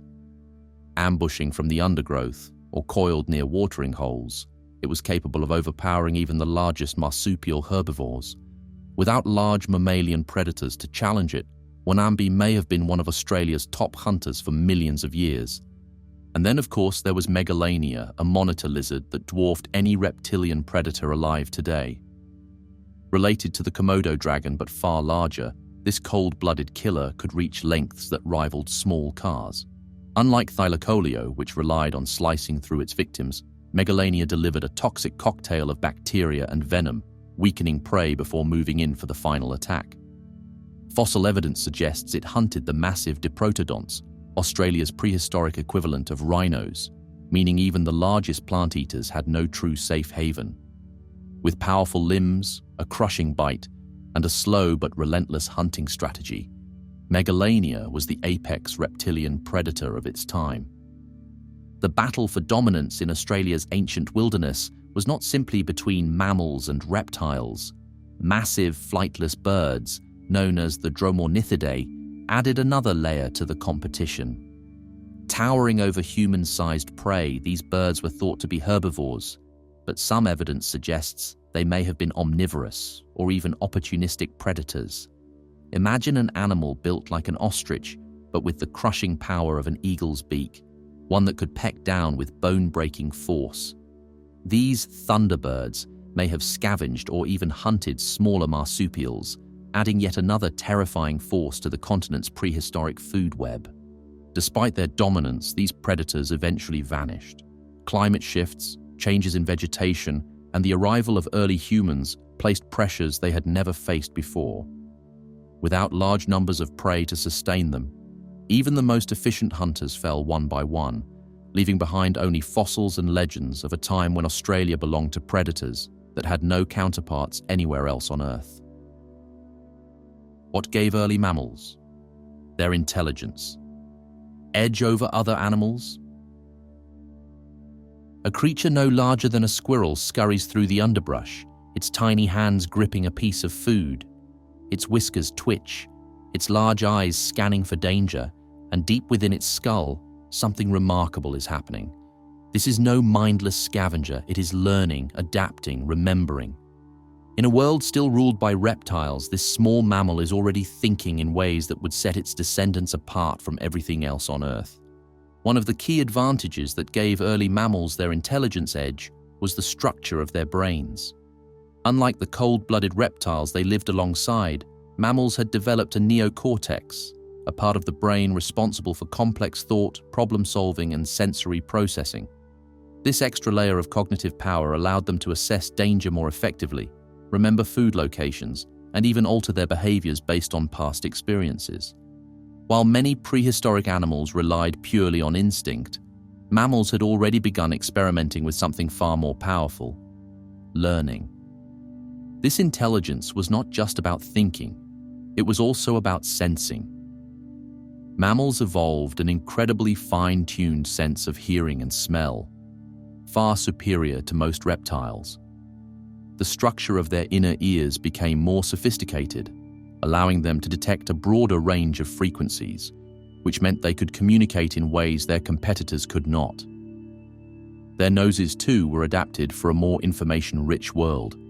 Instead of relying purely on vision like many reptiles, mammals could map their environment through scent, tracking prey, recognizing individuals, and even detecting changes in the weather. This heightened sensory perception gave them an advantage in nocturnal environments, where sharp vision alone was not enough to survive. But intelligence is nothing without adaptability. Unlike many reptiles that were locked into rigid behaviors, hunting with fixed strategies, nesting in the same locations, or relying on seasonal warmth to function, mammals had the ability to modify their actions to fit their surroundings. They could explore new food sources, develop new escape tactics, and adjust their reproductive strategies depending on the environment. This flexibility meant that when disasters struck, mammals were more likely to find solutions rather than succumb to changing conditions. Another major factor in their intelligence boost was the way mammals raise their young. Unlike reptiles, which often abandon their eggs after laying them, mammals invested heavily in their offspring. This meant that young mammals were not just born into the world and left to fend for themselves. They were taught. By staying close to their mothers, they had time to observe, mimic, and refine survival techniques before striking out on their own. This extended learning period created a generational advantage, where knowledge was not just instinctive, but passed down, refined with each new era. Social behavior also played a role in shaping intelligence. While early mammals may not have lived in complex societies like modern primates, even simple interactions, cooperative hunting, communal nesting, or warning signals, provided an evolutionary advantage. Those that could communicate, coordinate, and respond to the actions of others had a greater chance of survival.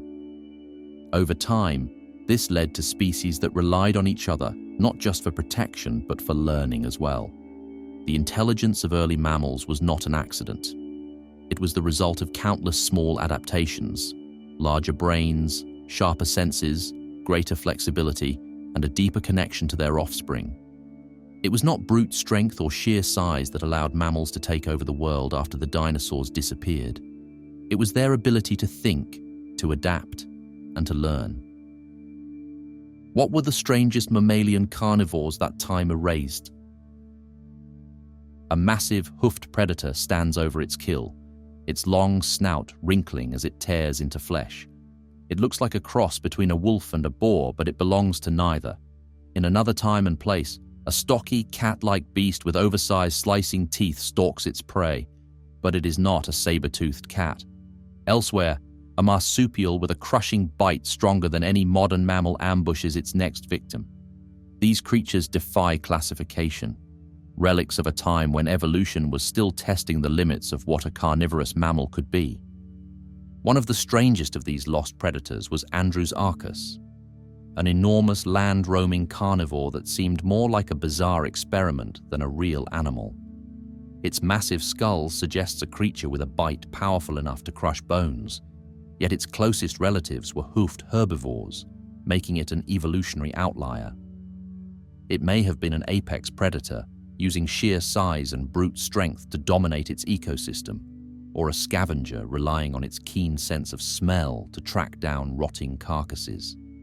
Without a complete skeleton, its true nature remains a mystery, but what is certain is that nothing quite like it exists today. If Andrewsarchus was a predator built like a tank, then Hyenodon was a weapon designed for the kill. Despite its name, it was not a hyena, nor was it related to modern carnivores. It belonged to an extinct group of mammals known as creodonts, whose lineage completely vanished, leaving no direct descendants. With a long, narrow skull lined with shearing teeth, Hyenodon likely ambushed its prey with a crushing bite, severing flesh and bone in a single motion.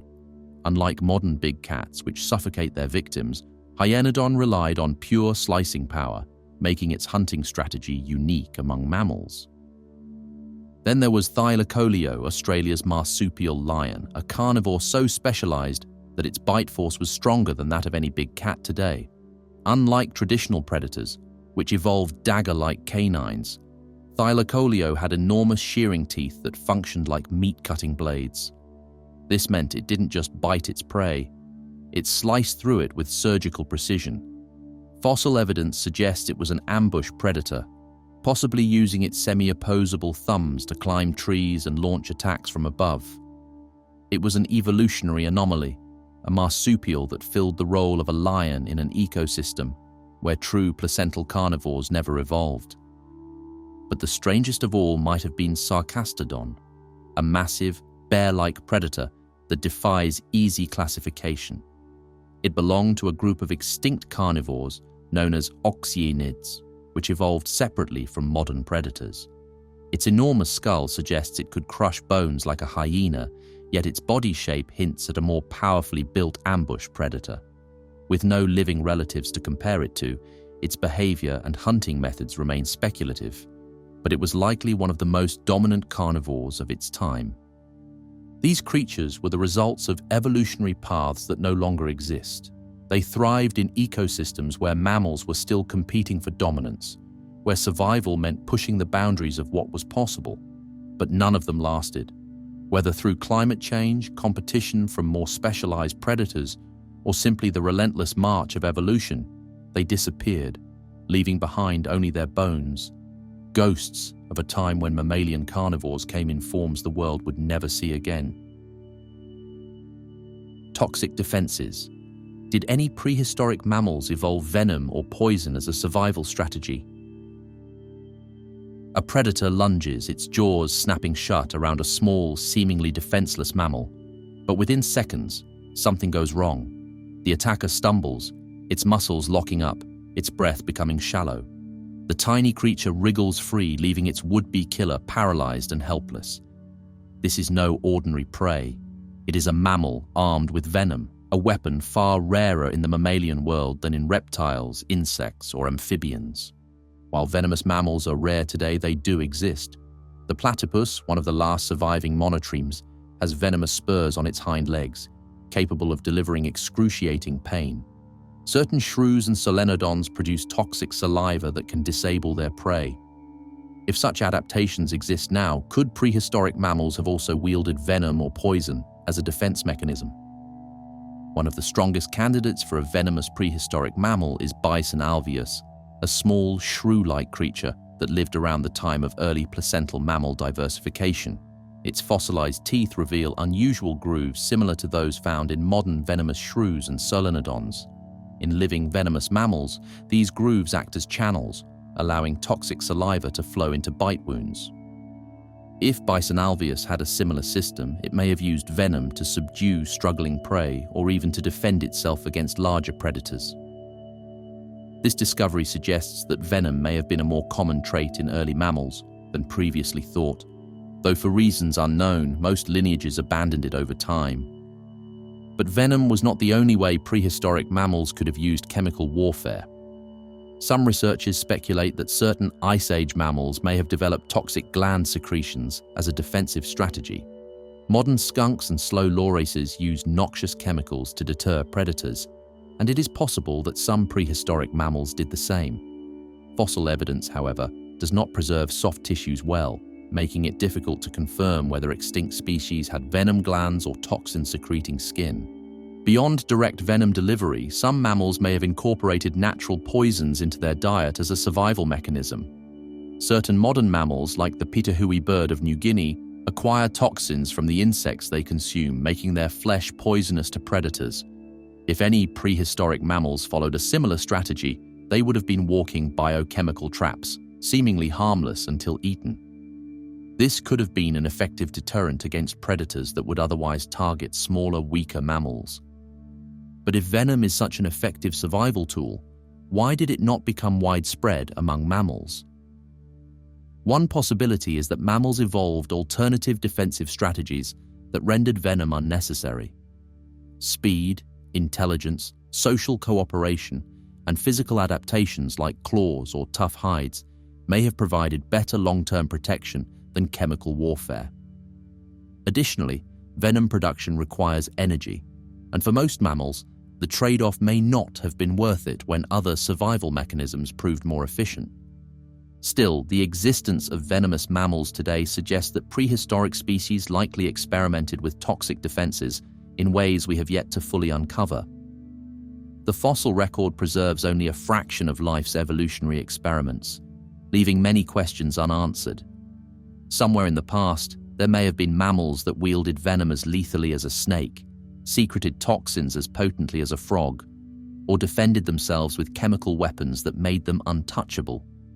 If they did exist, their secrets are buried deep, waiting to be unearthed. Did some mammals once have reptilian traits before fully evolving warm-bloodedness? A creature basks in the morning sun, absorbing heat through its scaly skin. It moves with slow, deliberate steps, its metabolism still sluggish from the night's chill. But this is no reptile. It is something in between, an ancient ancestor of mammals still caught halfway between the cold-blooded world of its past and the warm-blooded future that would one day define its descendants. Long before true mammals evolved, their ancestors belonged to a group known as synapsids, creatures that walked a strange evolutionary line between reptilian and mammalian traits. Some of the earliest members of this lineage, like Dimetrodon, had sprawling limbs and a posture more like a lizard than a mammal. Its massive sail, lined with blood vessels, may have been used to regulate body temperature, suggesting that these proto-mammals had not yet developed full warm-bloodedness. Instead of generating their own heat, they may have relied on the sun, much like modern reptiles do, slowly warming up before becoming active. But evolution does not work in straight lines, and not all synapsids followed the same path. As millions of years passed, some of these creatures developed traits that hinted at the warm-blooded mammals to come. Fossils of therapsids, a more advanced group of synapsids, show signs of fur impressions, evidence that they had begun to insulate their bodies, trapping heat rather than relying entirely on the environment. While they may not have been fully warm-blooded yet, they were taking their first steps toward metabolic independence.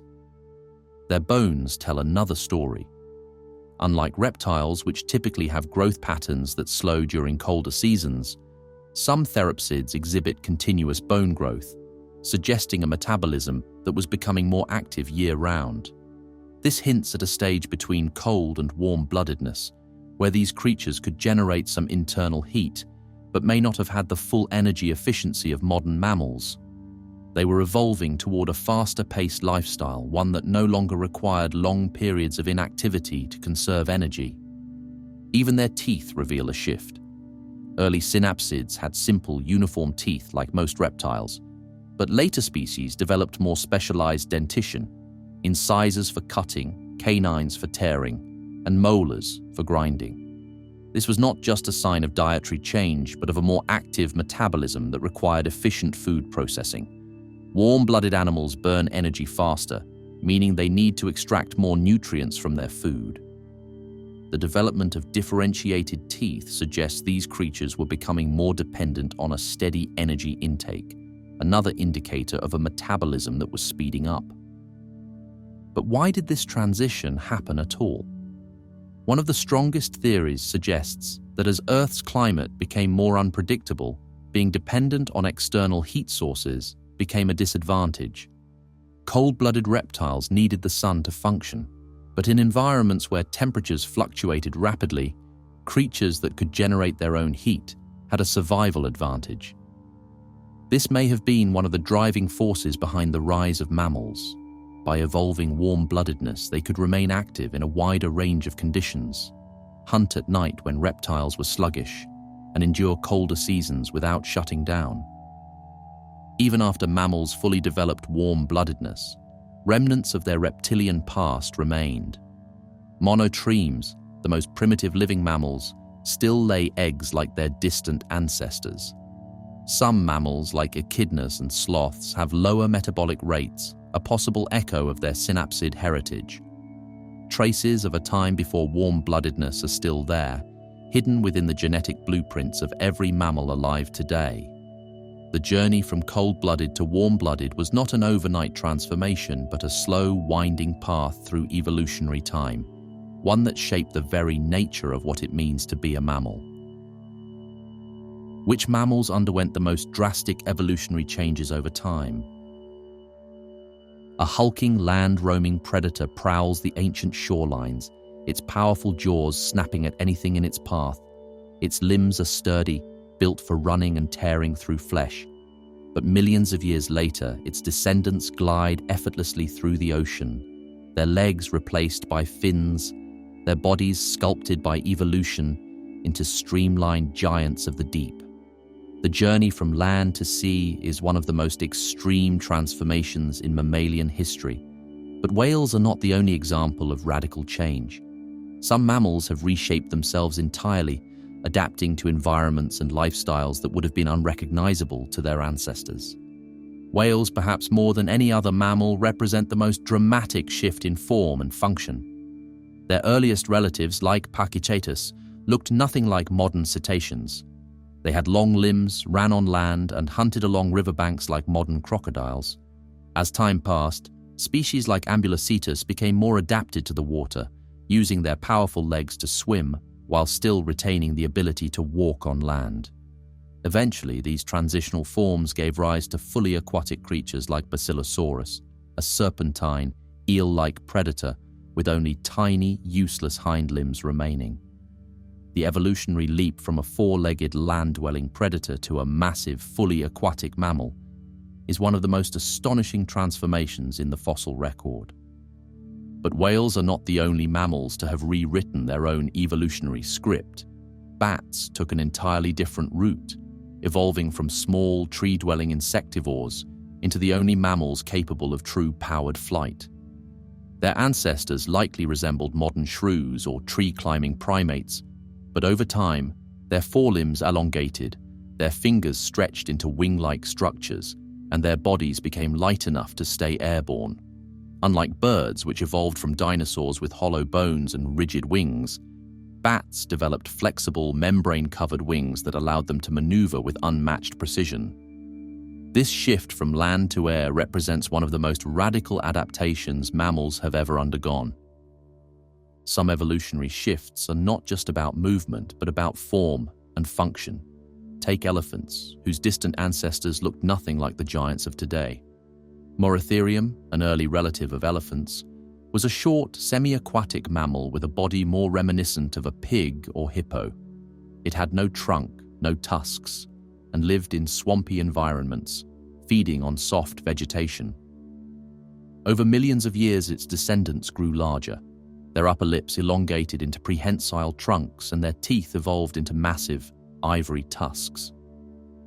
The shift from small water-dwelling foragers to massive land-dominating herbivores is a testament to how drastically evolution can reshape a species. Then there are creatures that have shrunk rather than grown. The ancestors of modern sloths, for instance, were once among the largest land mammals to walk the earth. Giant ground sloths like Megatherium could reach the size of elephants, using their massive claws to strip branches and defend themselves from Ice Age predators.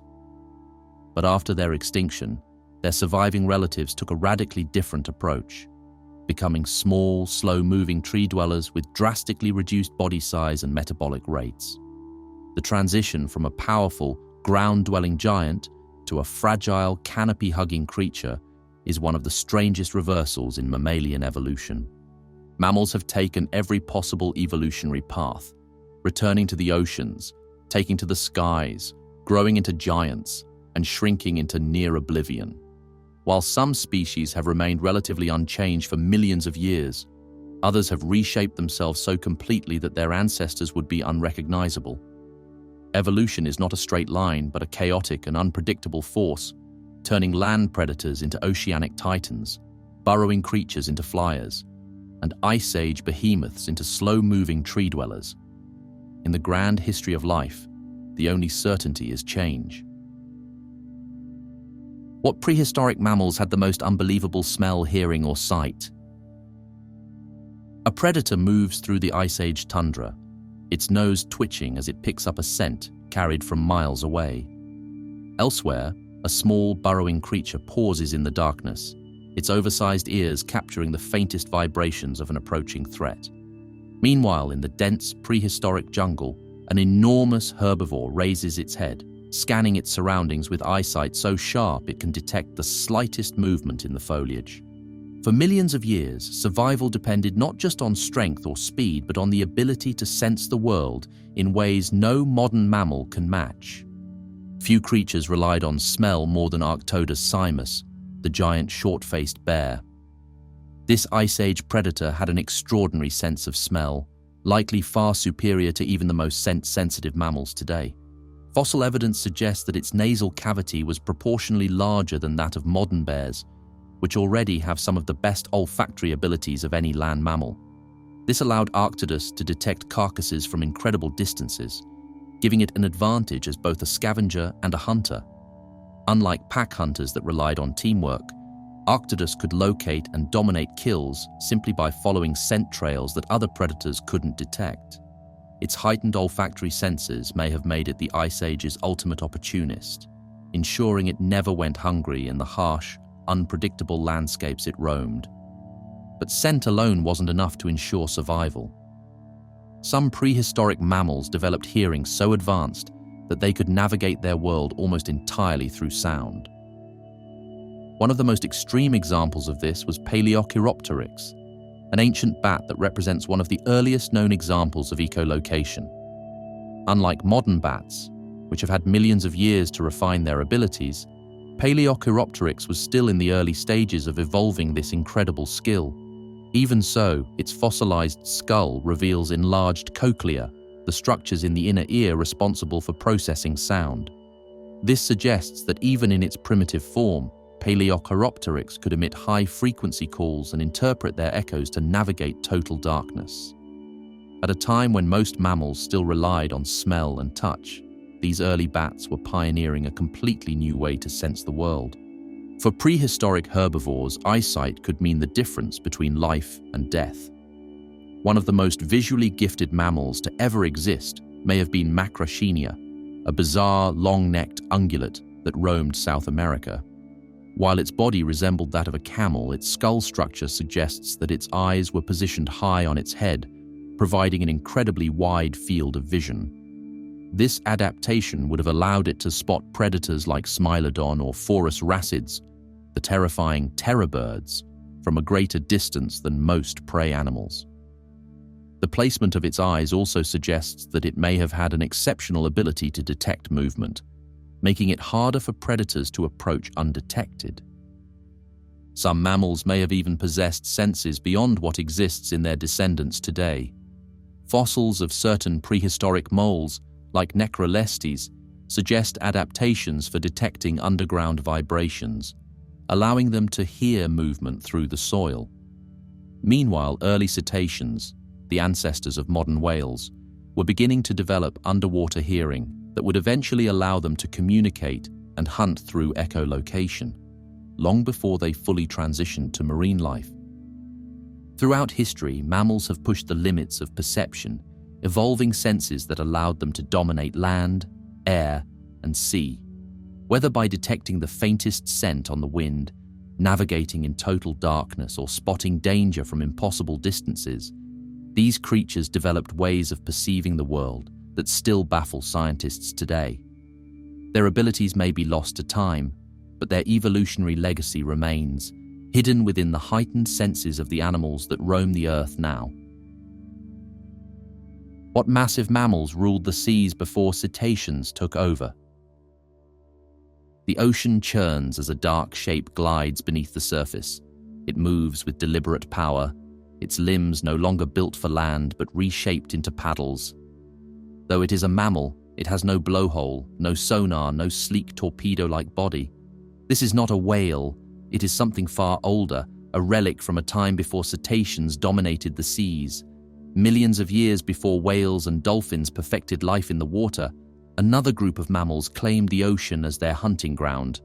The Desmostylians and the early Sirenians, strange, semi-aquatic giants that thrived in a world where the waves had not yet been conquered by modern marine mammals.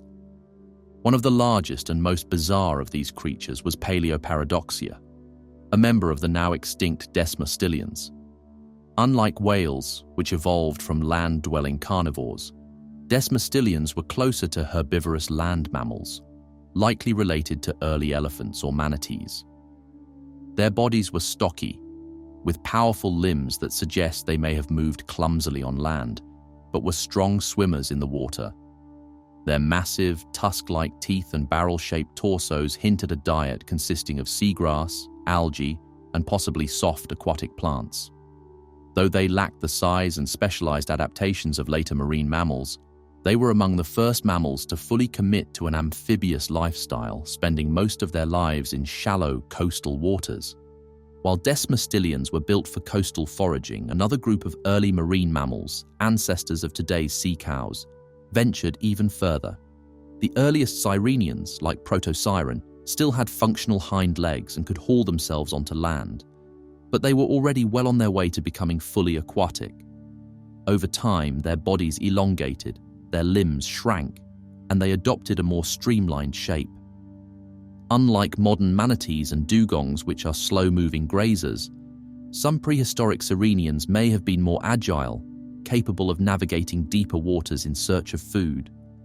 Before whales arrived, these creatures likely filled many of the ecological roles that modern cetaceans dominate today, feeding on seagrass beds and shaping marine ecosystems in ways that would influence ocean life for millions of years. But not all early marine mammals were herbivores. Colponomos, an otter-like carnivore, took a different approach. With powerful jaws and teeth designed for crushing shells, it may have hunted crustaceans and mollusks in the shallows, filling a niche similar to modern sea otters. While it was not a giant like later marine mammals, it represented an important step in mammalian adaptation to the ocean, showing that the transition from land to sea was not limited to a single lineage. As the climate changed and competition in the ocean intensified, many of these early marine mammals vanished. Desmostilians disappeared completely, their strange lineage leaving no modern descendants. Early Sirenians, though they survived, were eventually overshadowed by their more specialized relatives, the manatees and dugongs, and the rise of whales, descendants of land-dwelling predators rather than herbivores, introduced a new level of dominance in the seas. Unlike the slow-moving Desmostilians and Sirenians, whales developed speed, intelligence, and social structures that allowed them to thrive in ways no marine mammal had before. Before whales became the undisputed rulers of the ocean, the seas were home to an odd assortment of semi-aquatic giants, creatures that were still finding their place between two worlds. Some were herbivores, some were hunters, and all of them were evolutionary experiments, testing the limits of what a mammal could become in the water. They may not have lasted, but in their time, they were the undisputed kings of the waves. Did any prehistoric mammals ever develop true powered flight? A shadow flickers across the moonlit canopy, weaving between ancient tree branches with precise, calculated movements. It is not a bat, nor a bird, nor a reptilian pterosaur. Its body is covered in fur, its limbs stretched wide, supporting membranous wings that allow it to slice through the air with ease. Millions of years before humans ever considered the idea of flight, mammals had already conquered the skies, not just by gliding but through true powered flight. The only mammals known to have ever evolved true powered flight are bats, a group that has existed for at least 50 million years. But their origins stretch even further back, into a time when the world was still dominated by giant birds and evolving carnivorous mammals. Fossil evidence suggests that early bats, such as Icaronicteris and Onychonicteris, were already highly specialized when they first appeared in the Eocene. Unlike modern bats, these early species had claws on all 5 of their fingers, allowing them to climb trees as well as fly. Their elongated fingers supported thin wing membranes, similar to those of modern bats, but they may have been less efficient flyers, relying more on gliding and short bursts of flapping to stay airborne. What makes bat evolution so remarkable is that no other mammalian lineage has ever achieved true powered flight. Many prehistoric mammals developed gliding adaptations, but none ever made the full transition into sustained aerial movement the way bats did. The evolutionary leap from gliding to powered flight is significant. It requires not only modified forelimbs, but also changes in muscle structure, metabolism, and bone density to sustain prolonged flapping motion. The fact that bats accomplished this transformation while no other mammals did suggests a rare and highly specialized evolutionary pathway. Before bats, some mammals had already begun experimenting with the air. The most notable of these were the Volaticotherium, an early gliding mammal from the Jurassic period, and Myopatagaius, a relative that lived alongside the dinosaurs. These creatures had elongated membranes stretched between their limbs, allowing them to glide from tree to tree, similar to modern flying squirrels. However, despite their aerial abilities, they never developed the strong muscular wings needed for true flight. Instead, they relied on gravity and momentum to stay aloft, meaning they could only move in downward trajectories rather than generate lift on their own. Even after bats emerged as the first flying mammals, other species continued to experiment with gliding rather than true flight. In prehistoric South America, a bizarre group of marsupials known as Thylacotinga developed skin flaps that may have allowed them to glide, much like modern sugar gliders. Some early primates, too, may have had similar adaptations, using webbed skin between their fingers and toes to navigate the treetops. But none of these mammals made the full leap into powered flight. Only bats perfected the mechanics needed to flap their wings and sustain lift over long distances. What makes this evolutionary achievement even more fascinating is that it happened only once. In contrast to birds, which evolved flight from multiple dinosaurian ancestors, or pterosaurs, which developed flight independently of birds, bats remain the sole mammalian representatives of powered flight. No other branch of the mammalian family tree ever repeated the experiment. The emergence of true flight in bats reshaped ecosystems, allowing them to occupy nocturnal niches that other mammals could not. Their ability to navigate the darkness with echolocation gave them an unmatched advantage, enabling them to hunt insects and avoid predators with unparalleled efficiency. While the skies were once ruled by reptilian pterosaurs and later by birds, bats carved out their own place in the aerial world, proving that mammals too could take to the skies, not just as passengers on the wind, but as masters of powered flight. The strangest prehistoric mammals that still exist today, unchanged for millions of years. A creature swims through murky waters, its body resembling something from a lost world. It has webbed feet, a beaver-like tail, and a duck's bill, yet it lays eggs like a reptile. Elsewhere, a slow-moving armored mammal digs its claws into the dirt, sniffing for insects in a way its ancestors have done for millions of years. These are not relics of the past, but living fossils, prehistoric mammals that have survived nearly unchanged, defying extinction while their relatives vanished. The platypus is perhaps the strangest of all.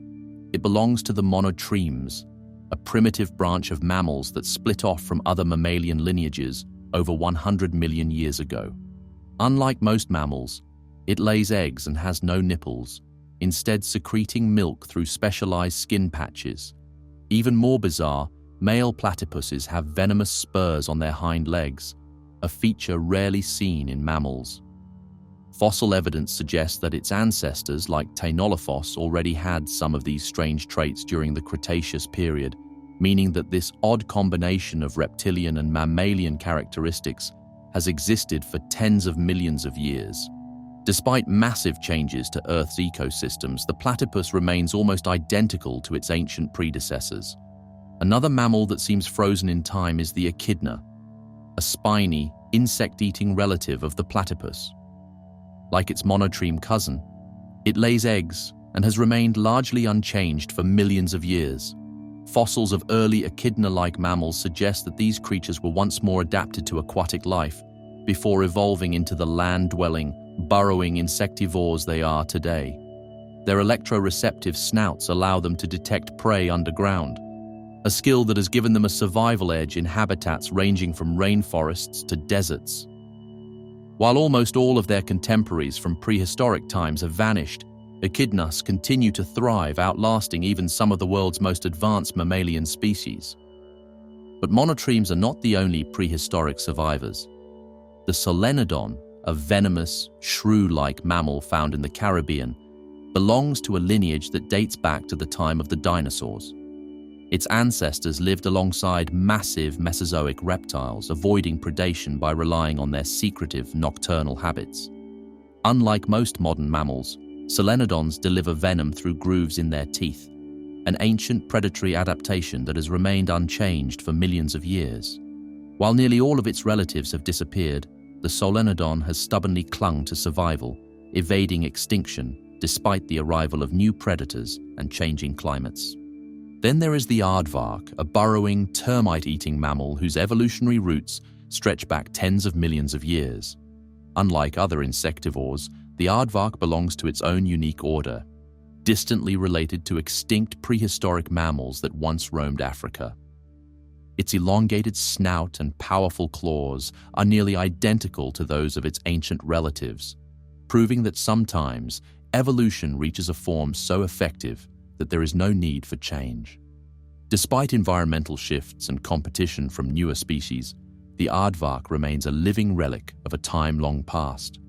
These mammals have survived while countless others have fallen.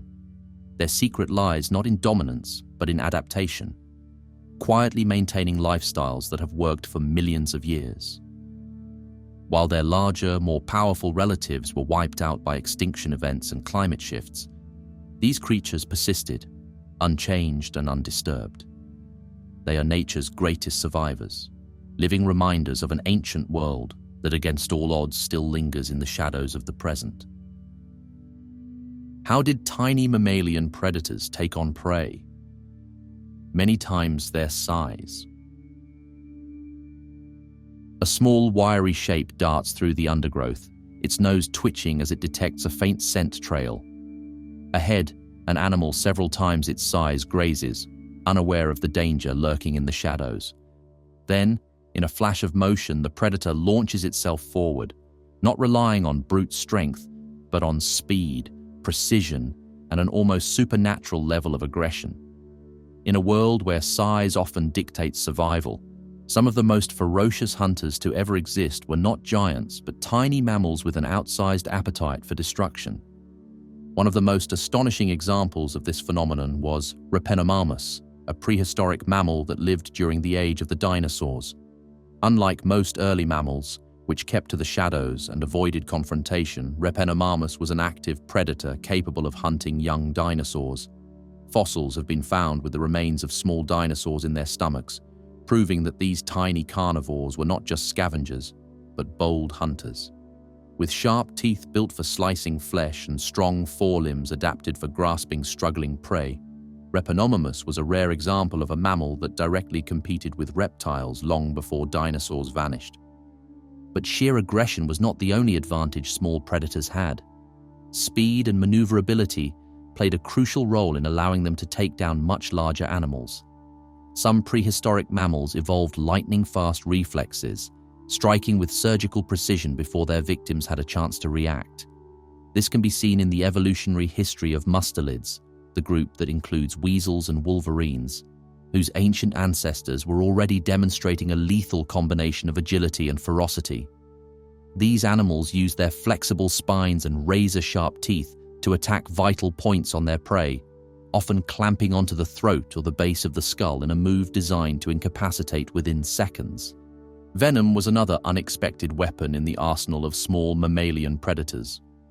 While most mammals rely on physical attacks, some prehistoric species, like Bisonalveus, may have had venomous bites, similar to modern solenodons or certain species of shrews. This would have allowed them to paralyze or weaken prey far larger than themselves, leveling the playing field in a way that brute strength alone never could. If venom was more widespread in ancient mammals than previously thought, it could explain how some tiny predators managed to subdue much larger animals without relying on overwhelming force. Some small predators also used cooperative hunting to increase their effectiveness. While most early mammals were likely solitary hunters, certain species may have relied on group tactics to bring down larger prey. The evolution of pack hunting is difficult to trace in the fossil record, but even some modern small mammals, such as mongooses, use teamwork to take down dangerous enemies like venomous snakes. If prehistoric mammals employed similar tactics, even a relatively weak individual could become a lethal force when working in coordination with others. Beyond pure hunting strategy, intelligence played a major role in the ability of small predators to challenge larger prey. Prehistoric carnivorous mammals may have outthought their prey rather than outfought them, using ambush tactics, terrain advantages, and calculated strikes to bring down animals that would have otherwise been untouchable. The development of larger brains and enhanced problem-solving abilities in mammals likely contributed to their ability to hunt animals far beyond their own weight class. Tiny predators have always had to compensate for their lack of size with an almost unnatural level of ferocity, precision, and strategy. Whether through speed, venom, intelligence, or sheer aggression, these creatures turned their small frames into lethal weapons, proving that in the world of prehistoric hunters, being big was not always the key to being deadly. What was the most destructive mammal to ever live in terms of environmental impact? A massive creature lumbers across the ancient plains, its enormous frame reshaping the landscape with every step. Where it feeds, forests vanish. Where it moves, rivers change course. It does not hunt, nor does it fight for territory, yet its presence alone dictates the fate of entire ecosystems. This is Dinotherium, a prehistoric elephant relative that, like many megaherbivores before and after it, left an ecological footprint so large that its extinction permanently altered the environments it once ruled. Megaherbivores have always been among the most ecologically disruptive mammals. Unlike predators, which regulate prey populations but leave landscapes largely intact, massive plant eaters reshape the very fabric of their surroundings. Dinotherium, for instance, was one of the largest land mammals to ever exist, towering over even modern elephants. Its downward curving tusks suggest that it had a unique feeding strategy, possibly stripping bark from trees or uprooting vegetation in a way that no other animal could. Over thousands of years, such behavior could have transformed dense forests into open grasslands, influencing the balance of entire ecosystems. But while prehistoric elephants were powerful agents of environmental change, another group of mammals may have been even more disruptive: giant ground sloths. Creatures like Megatherium, a sloth the size of a modern elephant, roamed the ancient Americas, tearing down trees and consuming vegetation at an unsustainable rate.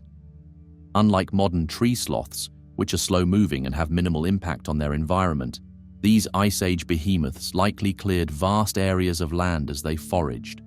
Some researchers believe their disappearance contributed to significant shifts in South American ecosystems, possibly allowing forests to reclaim land that had once been maintained as open woodland. Yet destruction is not always caused by herbivores alone. Carnivores too have played a role in reshaping the natural world. Take Andrewsarchus, a massive predatory mammal that may have been one of the largest land carnivores of all time. If this giant hunted in the way modern apex predators do, it could have had a cascading effect on entire food chains. By preying on large herbivores, it may have controlled their populations, indirectly influencing vegetation growth and even altering the movement of rivers and grasslands. The disappearance of such predators often leads to an overabundance of herbivores, which can trigger widespread ecological collapse. However, no mammal in prehistory has ever come close to the sheer environmental destruction caused by one species: humans. While all other mammals have shaped their environments through feeding, migration, and population control, Homo sapiens altered ecosystems in ways that no natural force ever had before. The arrival of humans in new territories often coincided with the mass extinction of megafauna, from mammoths and mastodons to giant marsupials in Australia. Unlike natural predators, humans did not just hunt selectively. They hunted entire species out of existence, disrupting food webs that had been stable for millions of years. They burned forests to create open plains, drained wetlands, and even altered the chemical composition of the atmosphere through agriculture. While many prehistoric mammals left scars on the environment, reshaping landscapes through sheer size and feeding habits, their impact was often balanced by natural cycles. But human-driven destruction was different.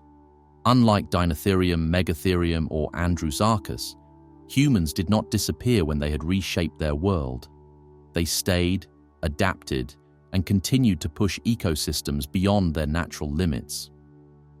In the grand history of mammalian environmental impact, no species, not even the largest, most powerful prehistoric giants, can compare to the relentless, ongoing transformation caused by a species that still walks the earth today.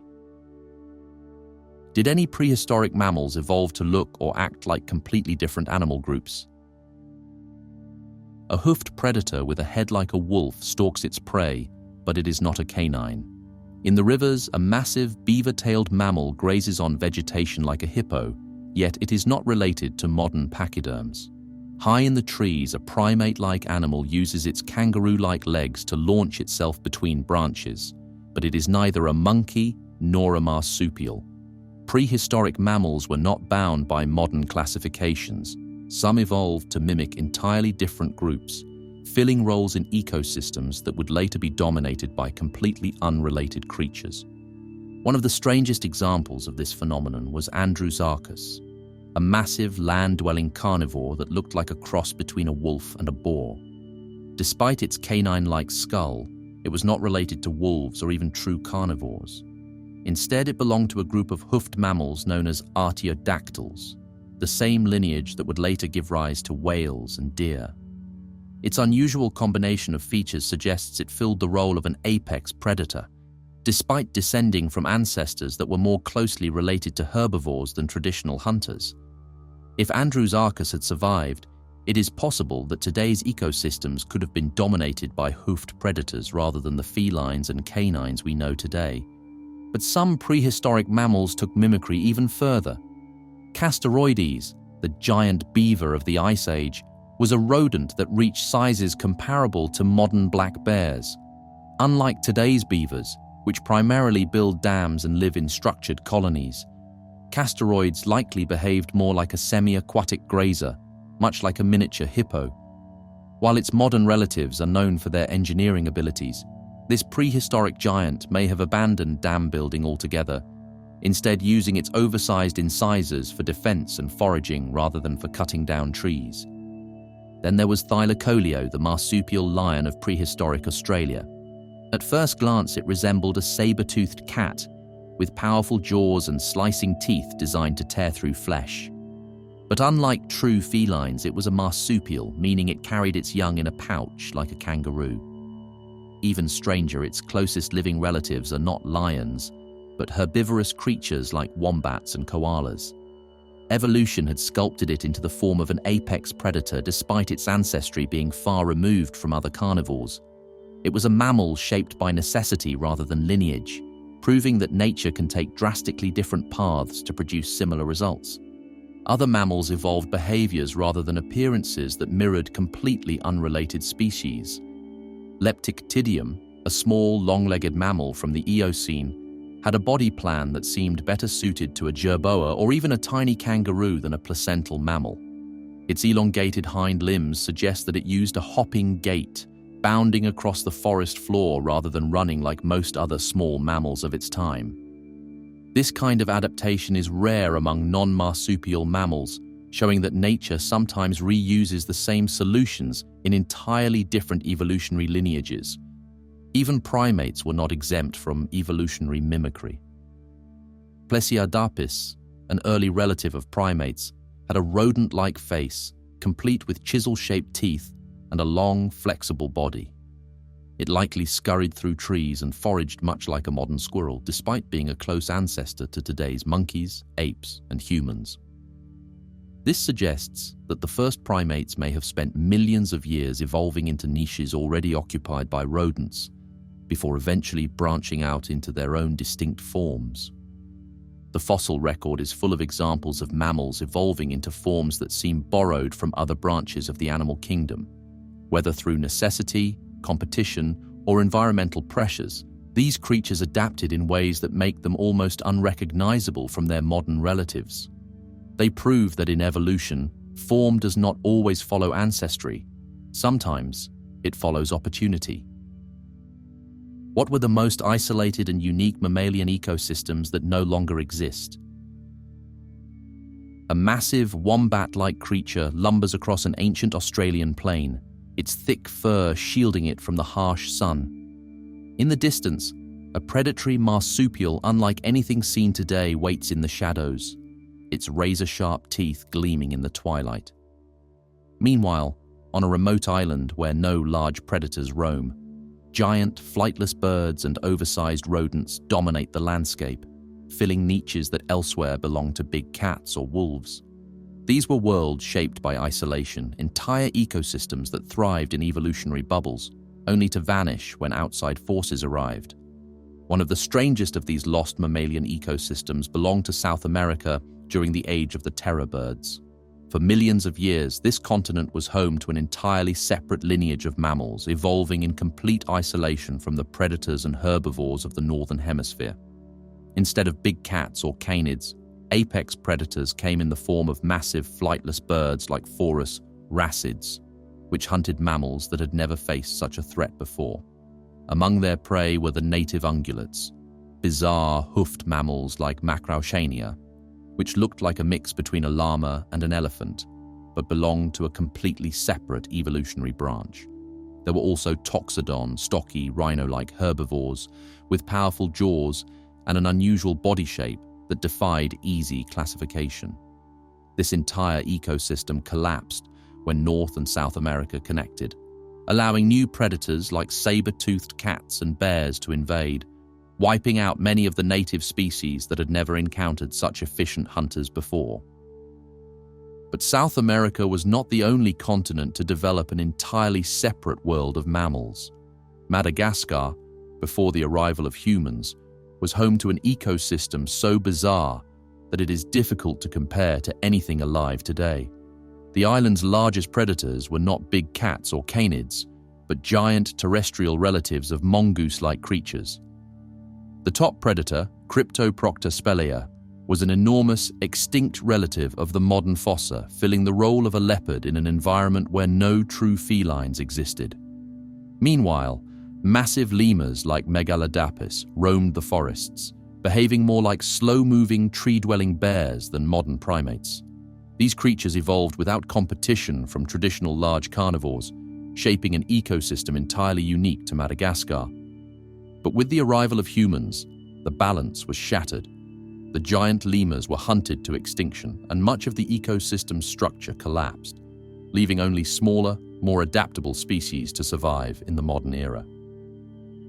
Perhaps the most extreme case of mammalian isolation was the lost world of Australia before the introduction of placental mammals.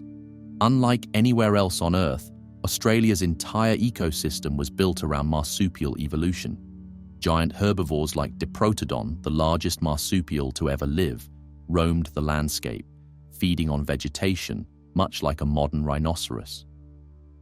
Predators like Thylacoleo, the marsupial lion, filled the role of big cats, while Procoptodon, a giant short-faced kangaroo, stood upright and towered over the other herbivores.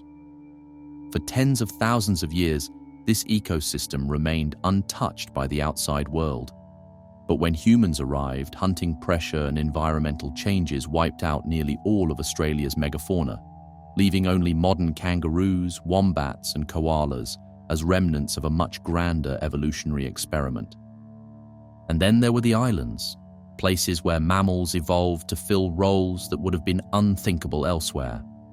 On the island of Crete, dwarf elephants no larger than modern pigs once wandered the shores, a result of evolutionary dwarfism caused by limited resources. In the Caribbean, giant ground sloths once lived in an environment where slow-moving, plant-eating mammals could thrive without the constant threat of large predators. On islands off the coast of California, miniature mammoths adapted to life in restricted environments, evolving into smaller forms to survive in an ecosystem with limited space and food. These isolated island worlds, each an experiment in how mammals could evolve when cut off from the rest of the world, were some of the most unique ecosystems to ever exist. But their fragility made them easy targets for extinction when humans and invasive species arrived. Isolation gave rise to some of the most remarkable mammals in history, creatures that followed evolutionary paths unlike anything seen today. But it also made them vulnerable. The arrival of new predators, new competitors, and new environmental pressures dismantled these unique ecosystems one by one, leaving only their fossils to hint at what was lost. Which prehistoric mammals were directly wiped out by early humans? A distant rumble echoes through the grasslands as a herd of mammoths moves steadily across the plains. They have roamed these lands for generations, their massive tusks carving paths through ancient forests. But something has changed. Stalking from the shadows, small figures armed with spears track their every move. These are the new apex predators, and they will bring an end to creatures that have survived for millions of years. Among the first casualties of human expansion were the woolly mammoths, whose populations stretched across Europe, Asia, and North America. For thousands of years, humans and mammoths coexisted, with early hunter-gatherers relying on them for food, tools, and shelter.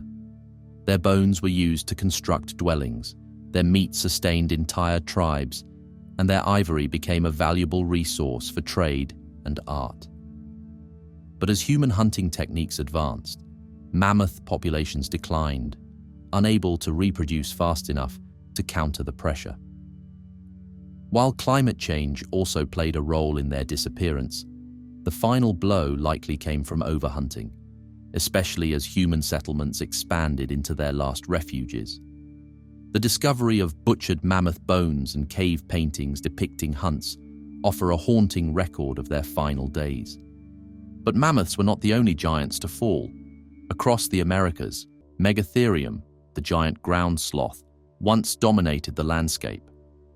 Unlike their slow-moving, tree-dwelling relatives, these sloths were as large as elephants and could rear up on their hind legs to reach high vegetation.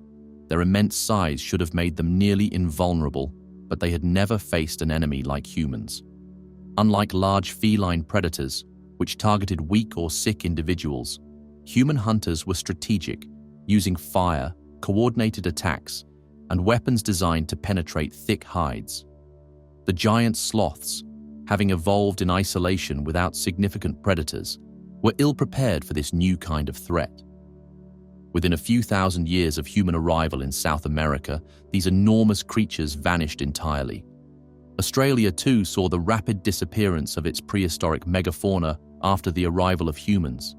Diprotodon, the largest marsupial to ever live, was a distant relative of modern wombats and koalas, but reached the size of a rhinoceros. These massive plant-eaters roamed the continent in herds, shaping ecosystems in much the same way elephants do today. But early Aboriginal Australians, armed with fire and advanced hunting strategies, quickly changed the balance. Evidence suggests that humans engaged in large-scale burning of vegetation to drive animals into traps, a method that would have devastated Diprotodon populations. With their slow reproductive rates, they simply could not recover from the pressure, leading to their extinction. Another Australian casualty was Thylacoleo, the marsupial lion, a top predator in its ecosystem. It was built for ambush hunting, with powerful jaws capable of slicing through bone. But despite its terrifying appearance, it stood no chance against humans. With the loss of its primary prey due to human hunting and environmental changes, Thylacoleo faded into history, leaving behind only fossilized skulls and claw marks on cave walls. Across the islands of the world, smaller but equally unique mammals met similar fates. On Madagascar, Megalodapis, the giant lemur, once moved slowly through the treetops like a prehistoric sloth. On the Caribbean islands, giant ground sloths, smaller than their mainland relatives but still impressive in size, flourished in environments free from large predators. In both cases, human arrival brought sudden and irreversible change. The introduction of fire, habitat destruction, and the relentless hunting of species that had never evolved. Fear of humans led to their extinction within just a few generations. Humans were not simply another predator, they were an entirely new force of nature. Unlike big cats or wolves, which hunted to survive but maintained ecological balance, humans developed tools, strategies, and environmental manipulation that rewrote the rules of survival.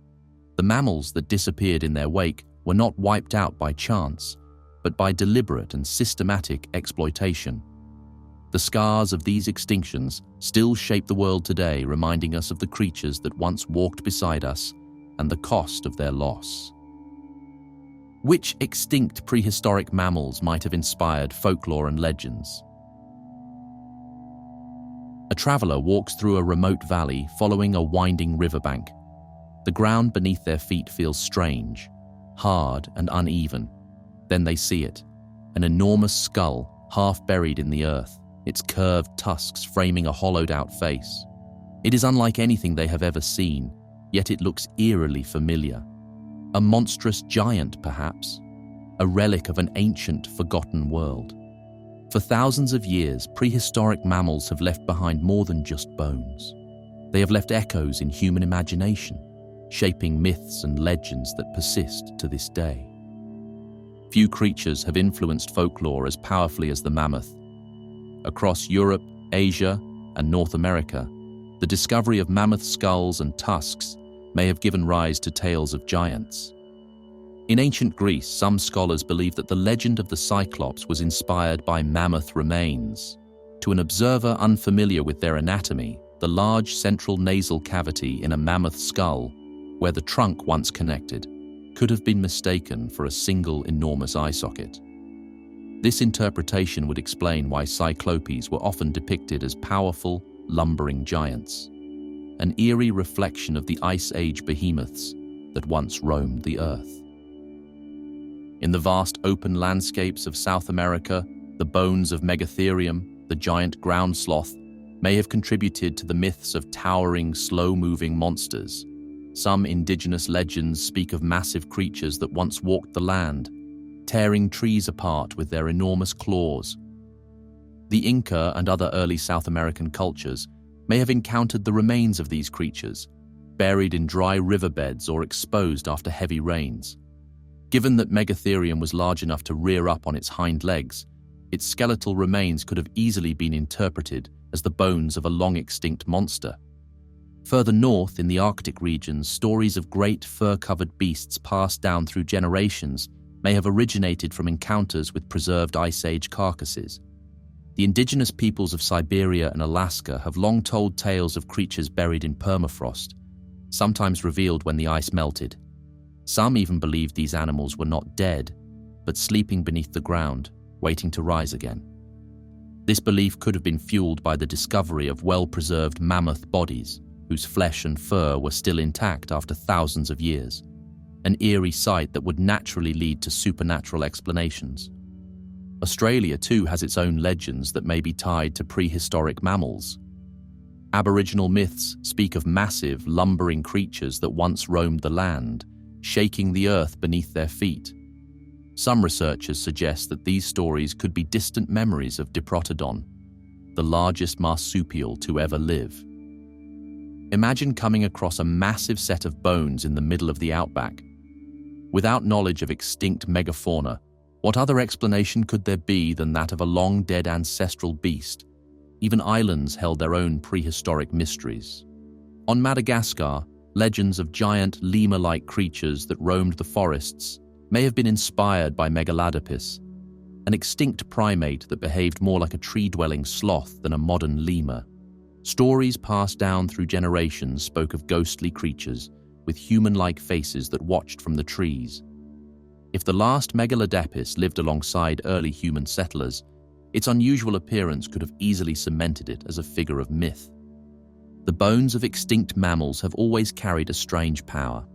To ancient people, they were proof of something enormous, something ancient, something that once was but no longer is.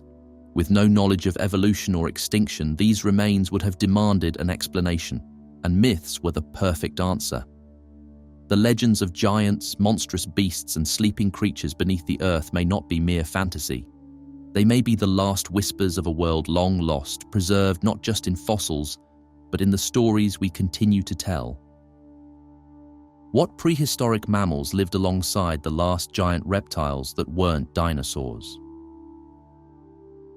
A dark shape glides through the swamp, its armored body nearly invisible beneath the surface. The beast is massive, with a jaw designed to crush anything unlucky enough to wander too close. On the riverbank, a small creature scurries through the underbrush, its whiskers twitching as it senses danger. This is not the time of the dinosaurs, but a different age, one where mammals and giant reptiles still shared the earth. Long after the extinction of the dinosaurs, prehistoric mammals found themselves living alongside the last titans of the reptilian world. In South America, Purosaurus, a monstrous caiman over twice the length of a modern saltwater crocodile, dominated the waterways. It hunted massive prey, including mammals that had grown large after the fall of the dinosaurs. Among them was Joseph Artigasia, the largest rodent to ever live. This prehistoric cousin of the capybara was the size of a bull and likely used its enormous incisors to defend itself against attacks from the reptilian giants lurking in the rivers. Unlike today's rodents, which are small and agile, Joseph Artigasia relied on sheer size to deter predators. yet even that may not have been enough to keep it safe from the crushing bite of Purosaurus. In the same region, Stupendomys, a freshwater turtle as large as a car, thrived in the ancient wetlands. This colossal reptile had a nearly impenetrable shell, making it one of the few creatures that could survive in a world still patrolled by monstrous crocodilians. It coexisted with early giant sloths and other prehistoric mammals, including Phoberomys, another oversized rodent. These massive creatures shared their world with some of the last surviving reptilian giants, proof that the age of enormous reptiles had not completely ended with the fall of the dinosaurs. Meanwhile, in Australia, a different kind of prehistoric battle unfolded.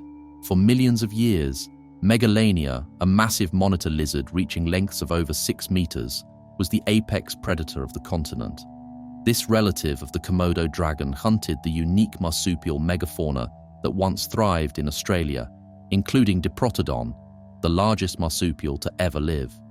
Megalania likely ambushed these slow-moving herbivores, using venom and brute strength to bring them down. Even the formidable Thylacoleo, the marsupial lion, may have had to compete with this giant reptile for dominance over the Australian landscape. Unlike mammals elsewhere in the world, which had largely outcompeted giant reptiles, Australia remained a land where the struggle between warm-blooded and cold-blooded predators continued far longer than on other continents. On the islands of the Pacific, massive crocodiles also held their ground against mammals. Mecosuchus, a land-dwelling crocodile, roamed the forests of ancient New Caledonia, feeding on primitive marsupials and birds that had no natural defense against such a predator. Unlike modern crocodiles, which are primarily aquatic ambush hunters, Mecosuchus evolved for life on land, using its powerful limbs to stalk prey through dense vegetation. It was only when humans arrived that these ancient reptiles finally met their end. Madagascar, too, was home to strange remnants of the prehistoric past. Voay, an extinct species of horned crocodile, ruled the rivers and lakes, hunting giant lemurs and primitive mammals that had evolved in isolation. For thousands of years, this armored predator coexisted with creatures that had no experience in dealing with such a formidable enemy. Like many other giant reptiles, Voay ultimately vanished, likely due to human activity and environmental changes, marking the end of an ecosystem that had remained untouched for millions of years. Even after the age of the dinosaurs, the reign of giant reptiles was not entirely over. Crocodiles, giant lizards, and monstrous turtles still thrived in certain corners of the world, shaping the evolution of the mammals that lived alongside them. Some mammals grew larger to defend themselves, while others became faster, smarter, or more elusive. The battle between warm-blooded mammals and cold-blooded reptiles may have begun in the Mesozoic, but its echoes could still be seen deep into the prehistoric past in worlds that have long since disappeared.